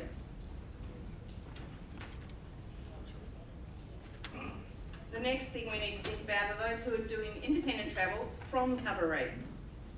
So you'll see there's a bit of a bright and early start for these people. So we need to make sure that if their parents aren't there when we go down to the Rec Reserve, that we've got time to bring them back and put them on their original pack bus. Because they're the only two options we've got. They need to be down at the Rec Reserve. The parents need to be there, and we'll sign a release. We've got a big form that everyone's forms are due in on the 12th of September if they're independent travellers, and we'll only be releasing to the person whose driver's licence we have on that form. So if you're a PACAR Kailer and you see you've got independent travellers and you're having your pre-Cuboree meetings, it's probably worth just touching on this. I mean, this is all around safety. We don't want kids and buses mixing, like on the ground in front of admin centre or anywhere on Cuboree. It's just too hard when people are trying to do the drop-off. So for safety, this is our new way of working at the independent travellers. Again, PACAR Kailers, you'll be dropping off your youth to the admin centre in time to catch the bus, as is here. Just to touch on parking again, anyone who is planning on bringing their car will have probably already put in their application for a car park, either long-term or short-term. We'll be reviewing those over the next week or so, and if there's any trouble with any of them, maybe we can't really see that there is a good reason for you to have a car, we will be in contact with you. We'll also send out a confirmation that you are getting your car parked. But still, you will need to come into admin to get the permit when you actually arrive.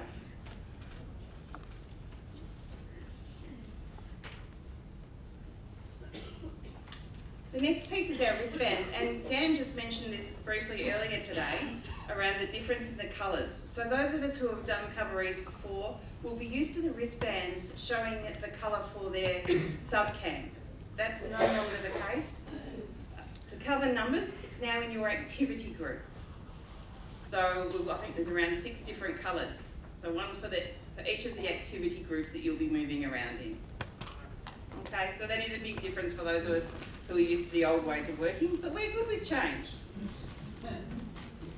And another thing that hasn't changed, but I will just remind people of, and for those that are new to Cuboree, on those wristbands,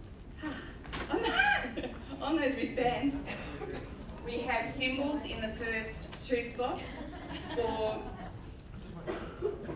Get off the ball.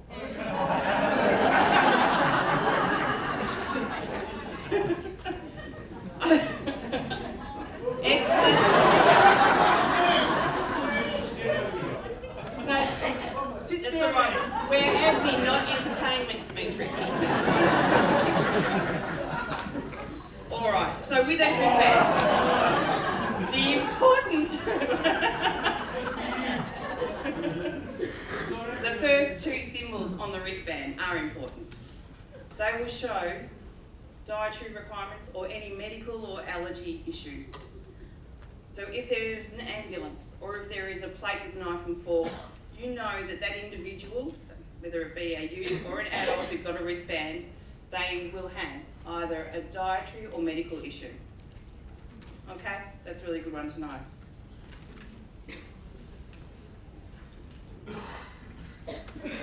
The next one does take questions. However, I've just got a couple of things I wanted to cover off as well that I thought first. So adult applications, they've still been open. They will be closing on the 22nd of September. So if you're still making up some of your extra caterers in your team, make sure they're all in by the 22nd of September, please.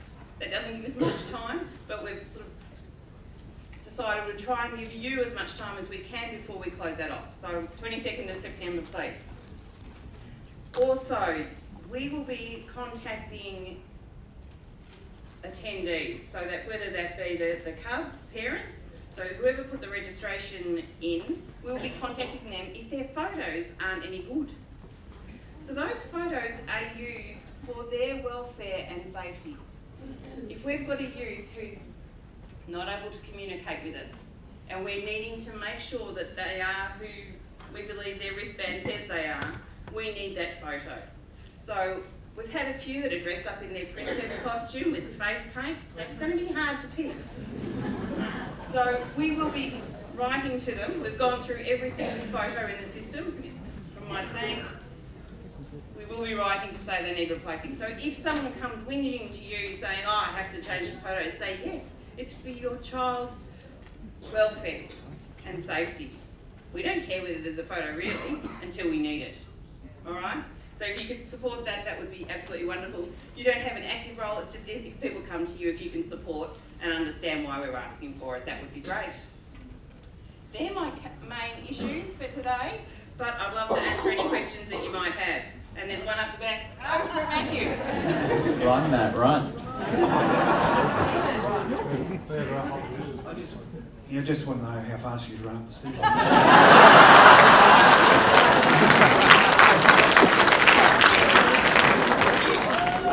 On a pretty serious question is social media. I'll put a bit of background to this question.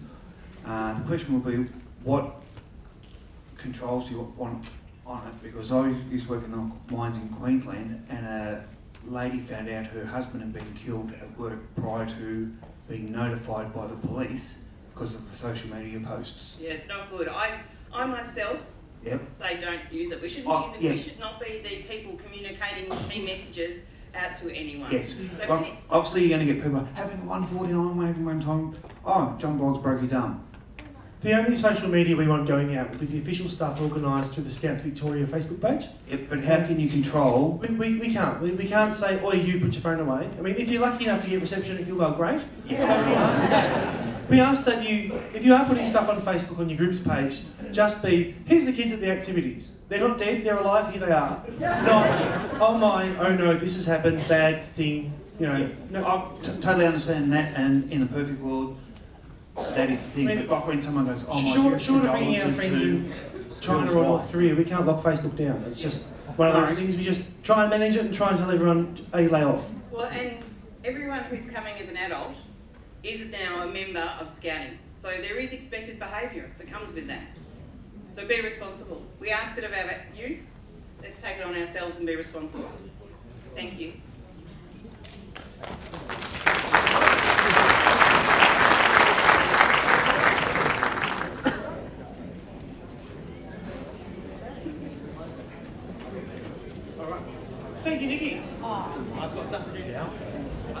We are running a bit behind, but here comes the catering people. After catering, we're going to have lunch. So we'll tie in nicely. Baggy and Baguette, come on down.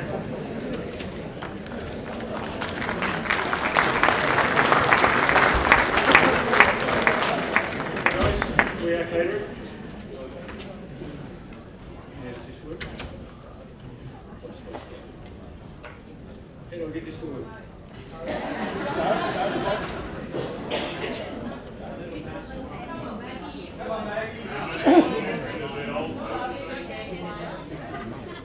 That's it. We are 1,001 bites.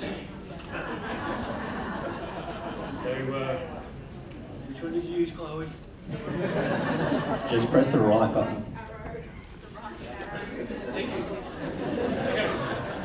I'll get the hang of this. Okay, I've got Peggy and I've got Chuck, who are my... Becky, that's you. Oh, Baguette. That was good. Okay, and Chuck, who modified diets. Chloe will be coming out, or Baguette will be coming out later to talk to you about modified diets. Now, okay, what do? We're going to supply food to everyone. The way we're going to go about this is we're going to make sure that all the orders that everybody needs to get are going to get them in a timely manner. We also have organised all the meals for the 800 odd people that have modified diets, and make sure they get what they require on time, which could be a slight change to what you're used to in the past.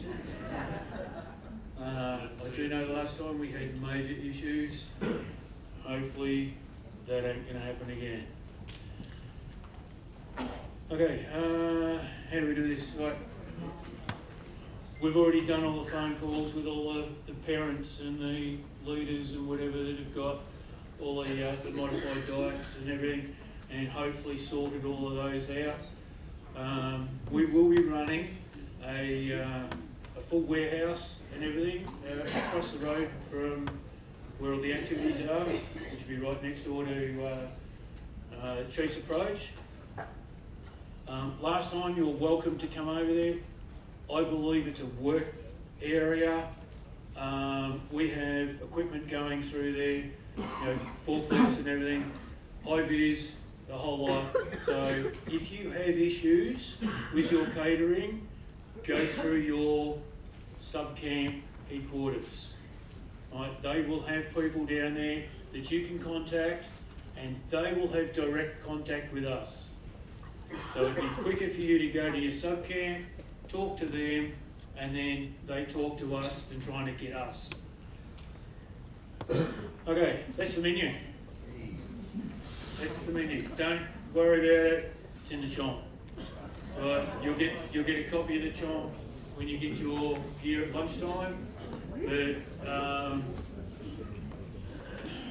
now rotating lunch was something which we've now, as of yesterday, we've come up with a new issue.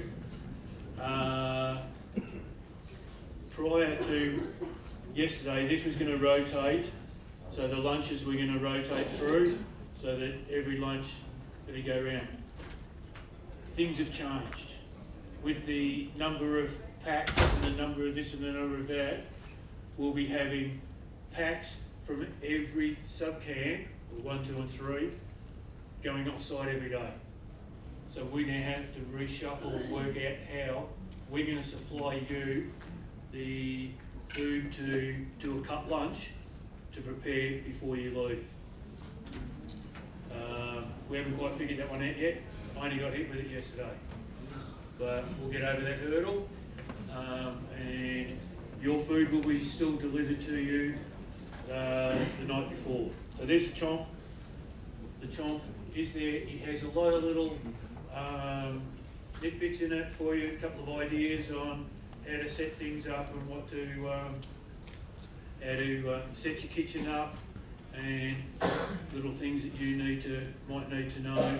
Your cooks will find this, especially if you've never done one before. this will have a lot of information. If you've done several cooking on camps before, there might be 1 or 2 bits in it for you, but it's more designed for those that have never done it before.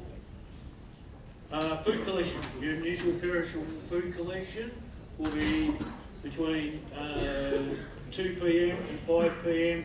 on the 3 setup days, which is the Friday, the Saturday and the Sunday.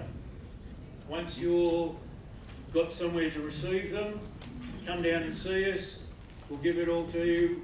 If we're available, we might be able to assist you with getting it out to your to your camp, so you can have all your perishable stuff on site before the kids even arrive. Sorry, non-perishable. Oops. Oops. Okay, your perishable foods will be available from Monday between 2 and 3 p.m. Come down to the sub-camp with your trek carts. You'll need at least 2 trek carts, because there is a fair bit of gear that you've got food for 50 plus people for tonight's dinner, tomorrow's breakfast and tomorrow's lunch. You'll be picking that up from every afternoon, and then you have to try and get that back to your kitchens. As it says, don't forget your trek cards.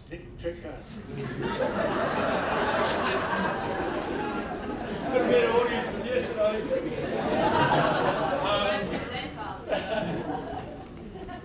The crates. You will be coming in crates, in white crates. Okay? Don't break them down. They are collapsible. Don't break them down, because if you break them down and flatten them down, we have to open them all up again. Right, so save you time doing that, save us time opening it up again. Just leave them as they are. By 4 o'clock, once you've got all your gear back, put it in your kitchen, bring the crates back. We need those crates back, so we've got somewhere to put tomorrow's food. Okay? They are numbered. It has your number on it. When we go to do it, when we go to put food into it, if it's not there, we've got nowhere to put it. We'll make our job hard, your job hard. If there's an issue involving the food, back to the sub-camp, talk to the sub-camp. Last time, I was actually one of those sub-camp coordinators, but once we finished, we went back to the sub-camp, or over to our warehouse, and we were working over there. This time, the sub-camp catering coordinator and the modified diets coordinator will remain in the sub-camp in the afternoons. So if you've got dramas with anything that's been supplied to you, you're not sure what to do with your modified diets, or you're not sure with anything, go and talk to them. If they can't answer it, they'll get on the radio to us, and either we'll answer it over the radio, or we'll come down and we'll deal with it for you. Now the big thing too is, if there are any issues, please speak to them, let them know, because basically if we don't know about a problem, we can't fix it. The amount of times you hear after the fact, oh, this was a drama, that was a drama, or that was a drama, and we knew nothing about it, right? The reason it wasn't fixed is because we didn't know about it. Right? If you tell us about it, we'll do our utmost to try and fix it for you. If you keep it to yourself, we can't fix it. That's next slide. Okay, a couple of little ways for that again. How to lay out a dining area. You've got to try and make sure it flows. The main thing is that food comes in one end, gets treated the other end, moves out the other end. If it flows through, it'll flow nicely, it'll work for you. If you've got kids going over to here, then they're going across to here, then back to here, it's going to be an absolute nightmare. Here's a couple of nice little kitchens which you can have a look at. Yeah, some people might recognise these from Jamboree's, Cuboree's gone. There's another nice one which has got bits and pieces laid out all over the place. I probably will be coming around in this one, taking photos, so your kitchen might turn up. Next one, Cuboree 10. There's lots of other nice little cooking areas here. In storage, try and organise your storage as much as possible. You will be allowed to have your trailers on site. Once you come in and you set up your campsites, you'll be allowed to leave your trailer on site. So if you want to use that as a storage area, go for it. Right? Another nice, just trying to have different ways of doing shelving. There's even milk crates and star pickets. It works. It works. There's different things work for different people. So try and get something that works for you. That doesn't work. Right? That will create so many dramas trying to locate stuff. And not only that, it becomes a bit of a food hazard. Wash-up areas, again, they're different areas, different things to wash up. Hot water services. Right, you need to have yourself a decent hot water service because you need hot water for your washing and everything like that, as well as for your cooking. There's a couple of people with their track cart getting rid of or taking their food off. That's only a very small portion of their food. Okay, whilst cooking in the packs, you need to follow the HACCP standards. Food needs to be, if the food is within 6 and 60, it's in what's known as the danger zone. It cannot stay there for long. If it stays there for any period of time, bugs start growing and bugs become problems. So try and keep them outside of that zone as much as possible. Again, once you've cooked the stuff, you don't want to be holding it for too long before you're serving it. So don't aim on having it cooked that far in advance that it's ridiculous. It needs to be just before, which again is getting to know your equipment. You need to know how long it takes for your equipment to boil 15 litres of water in a 30-litre pot, which is another good idea. Don't fill your pots up, bring them to boil, and then try and put more into it. They don't fit. Right? I've seen it so many times, and they're just wasted all that gas. Wasted all the gas bringing 30 litres of water to boil in a 30-litre pot, and then want to put all these bags of meat inside it. You only need to half fill it, and then you add the meat and everything like that, which is all in Privac bags. It is all the food, the meat and whatever is in Privac bags, and you heat them in the pot.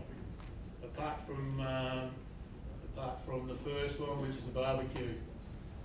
But the others, you sit them in the hot water, bring it to the boil. As soon as you hit the boil, turn it onto a simmer them 20 minutes to half an hour, job's done. You take it out, you open it up, you serve it. Right? It's as foolproof as we can be. We're trying to make it as foolproof as it is, so there is not a lot of work for the chef, for the cooks. And little Miss Housewife, who's only ever cooked for 4 before, can now cook for 50. Make sure your utensils are clean, that's the main thing. Again, like the utensils, keeping the utensils clean, you're not transferring bugs around. And for cross-contamination for your modified diets, which we'll move on to later. Leftovers. There will be leftovers. We hope there are leftovers. That means that everybody's been fed. and been fed as much as they can. So please give them as much as they want. My kitchen rules, something that's been in the last few Cuborees. It's a little competition that the chefs have had, or the cooks have had. We've decided that out she goes. Reason behind it, it was taking, the person before me, it was taking a lot of his time, critical time during the day, trying to organise it, coordinate it, when he should be making sure you guys are getting the right food and making sure you're doing other things. It was also taking time away from the cook's rest time. But if you want to talk to your sub-camps and do it, that's fine. It's not getting driven by us this time. The other thing was Grandma's Pantry. Last time we bought a lot of food, a lot of like seasonings and extra things and whatever. It was called Grandma's Pantry. So if you needed a bit of flour, we could get you some flour. If you wanted some of this, you don't need it. You don't need it. It's gone. Everything's seasoned and seasons nicely, and you shouldn't need to add to it. If you do think you might want to add to the menu in any way, shape or form, you're quite welcome to do so, but that will be at your cost. But if you do alter the menu at all, please be aware of your modified diets, people. Like the spaghetti bolognese does not have onion in it. If you want to put onion in it, and then you find you've got a fructose person that can't eat onion, or just a person that can't eat onion, and you've gone and added onion onto it, what are they going to eat? You've got to be aware of all of that, and aware of all your modified diets before you change that menu in any way, shape or form. Okay? Activity leaders. Activity leaders will be, their food will be supplied to them at their appropriate kitchen. Okay? If you start going to other kitchens, the food won't be there for you. The main one is Delacombe, I've got down the bottom. Last time we had 50% more people turning up there than what we're supposed to. Therefore, we were running out of food, and why are we running out of food? We realised, we're only supposed to have 100 here, we're getting food for 100, we've got 150 people turning up here. Again, if this happens this time, you'll be turned away, right? Because the people that are supposed to eat there should be fed there, not all the others. And if you don't have, especially with Delacombe, if you don't have the appropriate identification, you will be turned away. Okay, and especially those with modified diets. If you don't go to the right kitchen, your food won't be there. Now, activity leaders that want to visit the lines, again, if you're a modified diet person, your food won't be down at the lines, so you need to sort that out. The people without modified diets that want to go down to the lines and have the meal with the kids, you're more than welcome to do that, but check with your arcalis, right? Make sure you have a kind of a roster so that all of the activity leaders don't all hit there on Wednesday night. And then you've got everyone there at once. Share it out amongst the nights. It's up to the arcalis to organise all of that. You can handle a few extra meals. You should be able to handle that.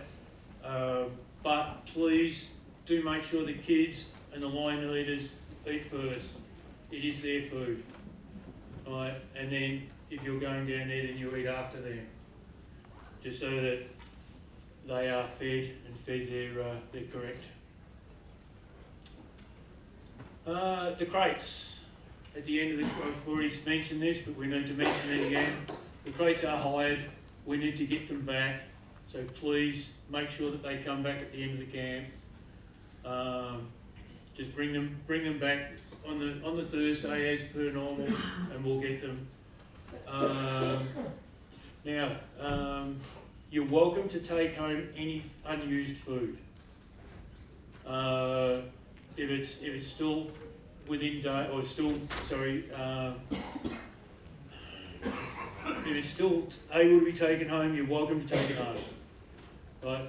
But anything that is unopened, non-perishable, that is returned to us via your subcabs, we will hand on to Second Bite.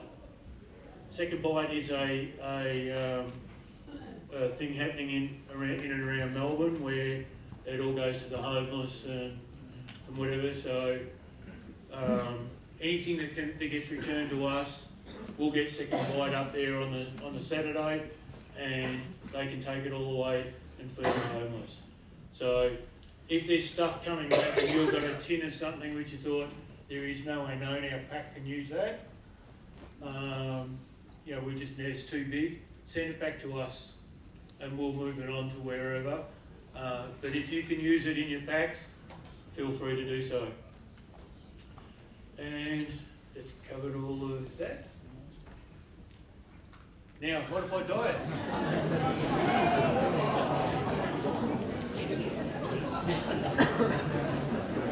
Alrighty, who's ready for lunch? Who wants me to get through this as quick as possible? Alright. Okay, modified diets. Just a quick look at the stats of what we've got. We've got about 15 to 20% of participants, so 700 to 800 people with modified diets. So it's not a small percentage, it's a very decent percentage.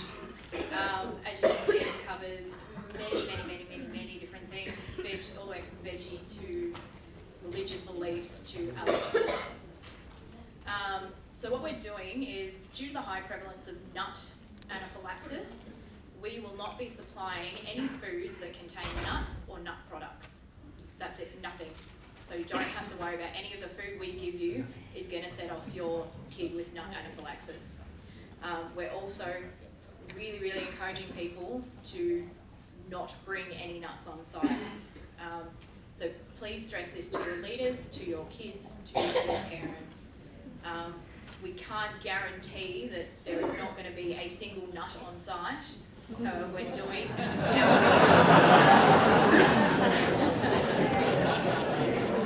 there's going to be many nuts on site. I mean, we're all going, but we're doing our very best to prevent any non-required nuts to be on site.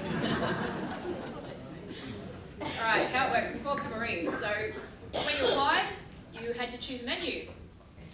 If you didn't choose a menu because none was suitable, then you probably spoke to me. Hello, I'm Chloe, I'm the ones you've been emailing. And then what we've done is made up a menu that works for that person individually. So Kayla's, you'll receive all information for everyone in your pack beforehand. This includes all their medical and dietary needs. Have a look through it. If you've got someone with a modified diet, let your pack cooks know. So they've got some idea of what they're walking into before they rock up on day one. Pack cooks, if you say you've got a celiac and a vegetarian in your group, just have a quick Google search, check it out if you're not sure. I'm not expecting you to be an expert on your modified diets, but just try and have some idea of what's going on, okay? All right, set up weekend. So as Becky said, you pick up your non-perishable food beforehand. In that, if you've got modified diets, everyone in your pack with a modified diet will have their own menu for you to look at. So you can look at each meal and say, all right, they can have this, but they can't have that. I'm trying to make it as simple as possible for you, okay? The only exceptions to that is if people with allergies that are not affected by the standard menu, for example, someone with a nut allergy isn't going to have their own menu because nothing's going to change. Those with allergies that can be easily managed by themselves, so for example, some people are allergic to raw or whole eggs. There's only 3 things on the menu that are very easily dealt with by simply excluding them. So those people know who they are, they know what they can and can't eat, and they'll just not take it. And the only other people that won't have a menu are those that, for one reason or another, only require some non-perishable food that will go in with their original delivery on the site setup days. So for example, they're not dairy or lactose intolerant, they just can't have a full bowl of milk with their cereal, they just need something for that. So we'll just chuck a couple bottles of soy milk in there with their name on it, and that's what they use for the week. Nothing else changes for them. All right, during Cuboree, so all the modified foods are going to be stored at Catering HQ. Each day we have a pick list for every person with a modified diet. We then go through, pick up all their food, sort it into their packs. From there it goes down to the subcamp HQ, which you can then collect at 2 PM with your normal food collection. There'll just be a little table to the side. If you got a modified diet, go, hey, I'm this pack, have we got anything? They'll give it to you. Easy. Again, if there's a problem with that food, talk to your subcamp modified diets coordinator. If they can't solve it, then they'll get in contact with us and we'll deal with it. Easy done. All right, cooking for modified diets. Now, I need to really stress this. Please do not downplay the seriousness of people with modified diets. Some people, if not catered for correctly, can get extremely ill, and it can affect their long-term health. Even if it's not an allergy, it's for a religious or moral belief, these people too need to be taken seriously. An example of that is I myself have a modified diet, hence why I got the job. I have a vested interest in it. I'm vegetarian and have been for 10 years. My body can now not process meat or meat products. If I do accidentally ingest it, you might get an incredible technicolor display of vomit. And it is not very nice, and it does, I don't want that to happen, and I don't want it to happen for anyone else, okay? I'm very happy for you to think that I'm a hippie tree hugger that is an idiot for choosing this. That's fine. Think what you like. I'm not necessarily going to agree with you, but I'm not going to tell you you're wrong. But I expect you to respect that that's my choice and to abide by what I have decided to do. Respect. Okay? Alright, storage. So, as Becky said, the number one thing we need to avoid with modified diets is cross-contamination. So if you've got a packet of gluten-free bread, not a great idea to chuck it in with all your regular bread, because even if 1 crumb gets in that gluten-free bread, a celiac can get just as sick from 1 crumb as eating a whole loaf of bread, okay? Just keep it separate. If you can have a different shelf, if you can have a different esky for your modified diets, perfect. If not, if I know we're on camp, I know space is limited, just double bag it, keep it as separate as possible, or keep it contained. It's pretty simple, it's not rocket science. Now we get to cooking. Yay! If you've got modified diets, just bring some extra equipment. You know, an extra fry pan, an extra pot, and some extra serving utensils. All equipment used for modified diets and non-modified diets needs to be thoroughly washed before using. Just, you know, normal hygiene. Use your separate clean utensils to cook your modified diets. So if you're cooking your sausages on the barbecue, don't use the same tongs to go then turn your veggie sausages. It's not going to work out very well. Again, using the sausages reference, if you've cooked all your beef sausages, don't then go and slap your veggie sausages straight down on the barbecue without cleaning it. Ideally, cook your beef sausages on your barbecue and use your extra fry pan that you brought to cook your veggie sausages. Not only does it stop cross-contamination, it's good time management too. utensils, it's all pretty self-explanatory. So some foods you're going to have that, so your salads, you'll get each salad item individually, and then you can mix it up to serve it. Some people will not be able to have just one ingredient in this. So for example, if you've got someone who can't have onion or tomato in the salad, just picking it out isn't good enough, because again, cross-contamination. If you know you've got someone who can't have tomato, before you mix it all up, just grab some lettuce, onion, whatever else is in there, cucumber, put that to the side for them, then mix it up with everything. Easy, not hard. Your peas and corn and your beans and carrot, some people may only be able to have one of these, not both. Solution, cook the veggies in separate pots, or take a single serving of the corn, if they can only have the corn, cook that in one of your little pots that you brought, and cook the rest together. Am I making sense? Is it all too complicated? It's not that hard, is it? Again, sandwiches, if you decide to pre-make them all for the carbs, remember, oh yeah, Johnny can't have cheese, so I better make one without cheese for him. Easy. Say again? Different butter for your gluten-free bread. Good point. So she's pointed out different butter for your gluten-free bread. Again, have a little Tupperware container, take some of your butter out of the big tub, put it in the Tupperware container, that's for your gluten-free. Alright, autism and food. So this is one that a lot of people don't necessarily think about when looking at catering. So those on the autism spectrum may have not allergies, but sensory and textural requirements around food. Some just cannot handle eating certain foods because of the way they look or feel to do with their autism. Some may need to have food set on the plate in a certain way. So they may not be able to have their roast and their mash and their peas touching. They may need to be on separate plates, or they may just have to have a clearly defined line between the three. Okay? This is not cubs being fussy. This is a disorder, and they don't have any control over it. They also may vary day to day. You may have a good day and they'll eat whatever you put in front of them. Then they may have a bad day and not want to eat anything. If you've got cubs with autism or behavioural issues, talk to the parents. That's the only way. There is 1,000,001 different ways that autism can present itself. Talk to the parents about their particular kid and what their needs are, if they have any. Okay?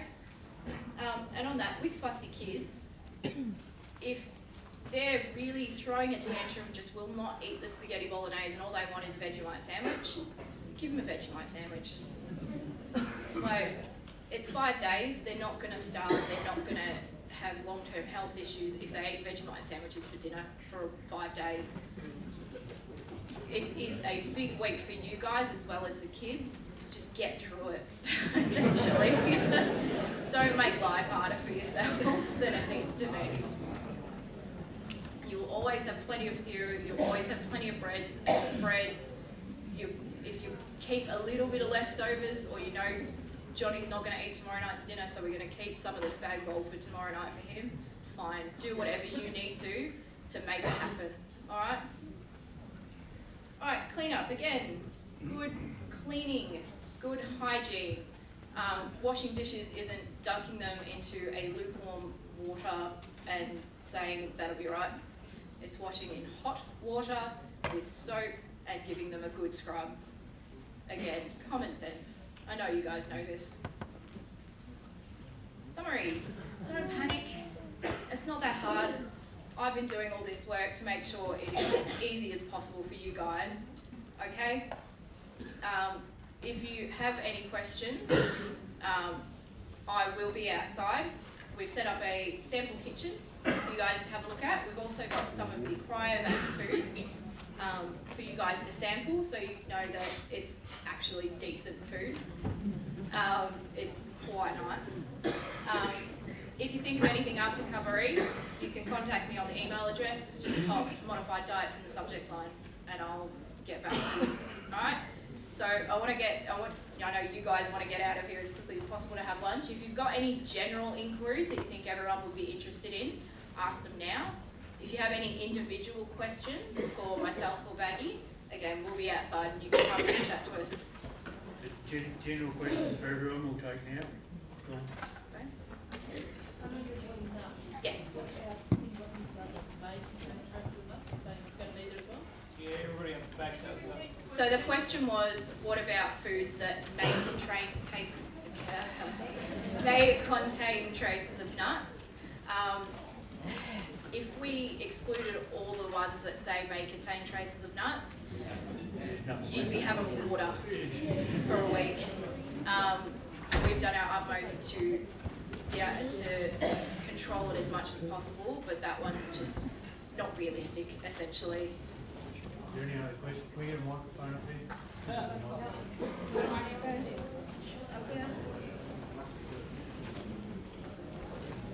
Any questions on this side for the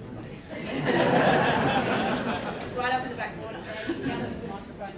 Just as far as studying up on dietary requirements, using the access that our Kayla's have to the list, we've got a column for dietary requirements which either has an N or a Y, and that's the information that we have.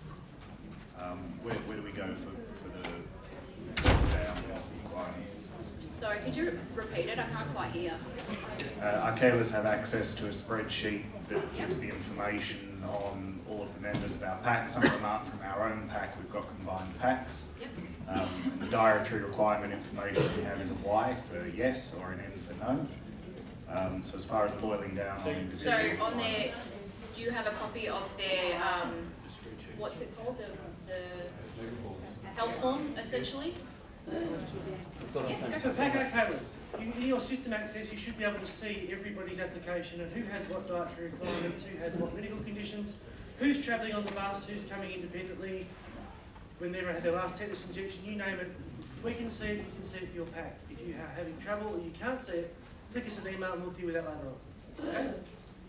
Thank you. Any other general questions? We've got one on this side for you. Ah, damn it. That's cheating. There is a few questions around if we're allowed to use Care Monkey versus the Cubs application form while we're actually away. I've sort of found that the Cub application form can't be reopened and information added if the child's on any new medication or things have changed. It can be and it should be, and if it can't be, we need to know about it so we can get it unlocked again. We did have an issue locking out all the Cubs who didn't apply by the cut-off date, and some of the people that had applied had been locked out. We can easily unlock that if they can't get in. We are using Care Monkey for Cuboree, but the packs won't have access to their own Care Monkey because the system doesn't work that way. With one centralised system, welfare will have the Care Monkey. Everyone else, we need the primary healthcare reporting to be the Cuboree side. So, if there will be we'll email everybody in the lead up to Cuboree with the health update. If anything's changed, log back in. But we expect that people can still log in to make updates to their application. If they can't, we need to know because we need to get that fixed. Yeah. And on the actual day, like at the bus, if a parent is throwing medication at us, can we use like a PIR form to document that information? So long as it's documented, and it's written down somewhere on something that looks like it should be, that's fine. Anyone else? Just here?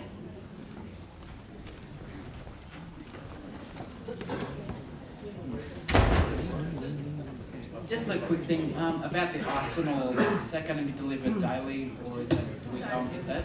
Sorry, it's not about ice. Ice will be available from your sub-camp. You can go and get what you need when you need it. Please don't try and build an igloo. No. But if you need ice within reason, you're welcome to it at your sub-camp. Anyone else? Is the next question, can we go to lunch then? After dinner? There's always one. Where is it?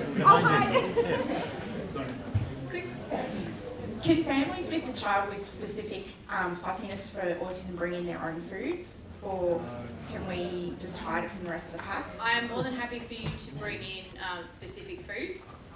Again, no nuts. Make sure you talk to your pack cooks and your pack alkalers so they are aware that that is that child's food, that is what they can eat. Yep. If for whatever reason they need to use it, go for it. I'm more than happy for that.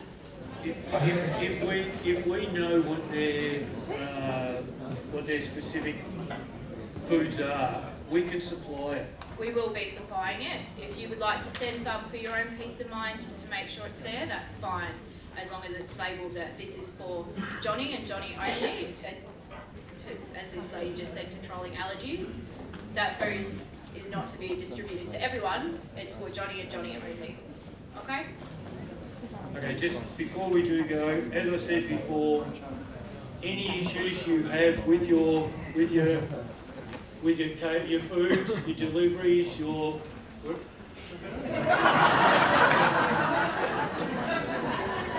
thank you. Yeah, any issues you've got, we can't fix them if we don't know about them.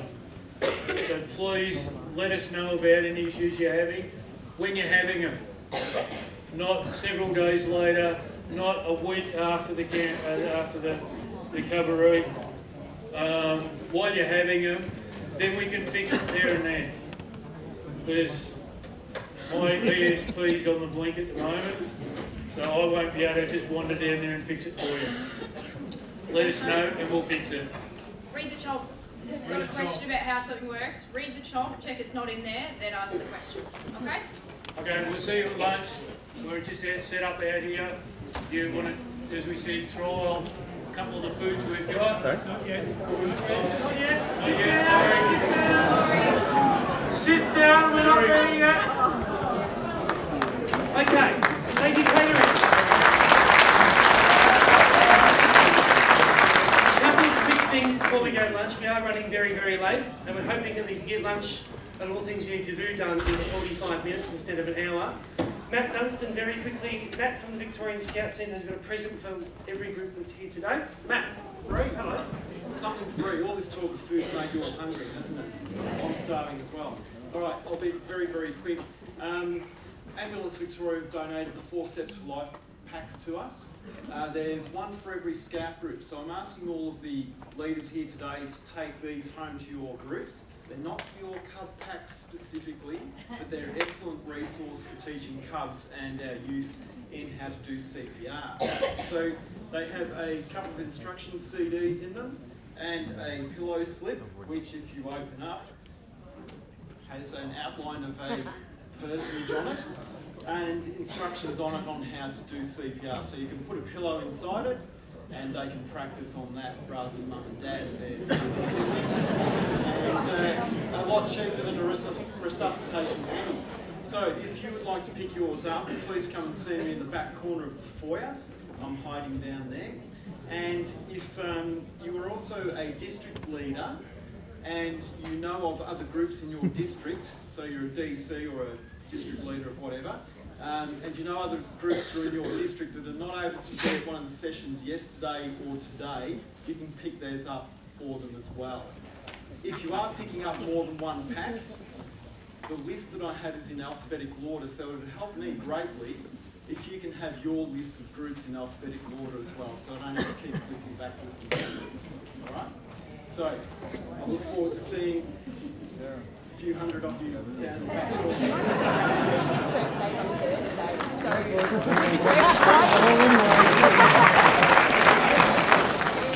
I have a community service announcement for any leader that was expecting a 5XL shirt today. For some reason we don't have any 5XLs today.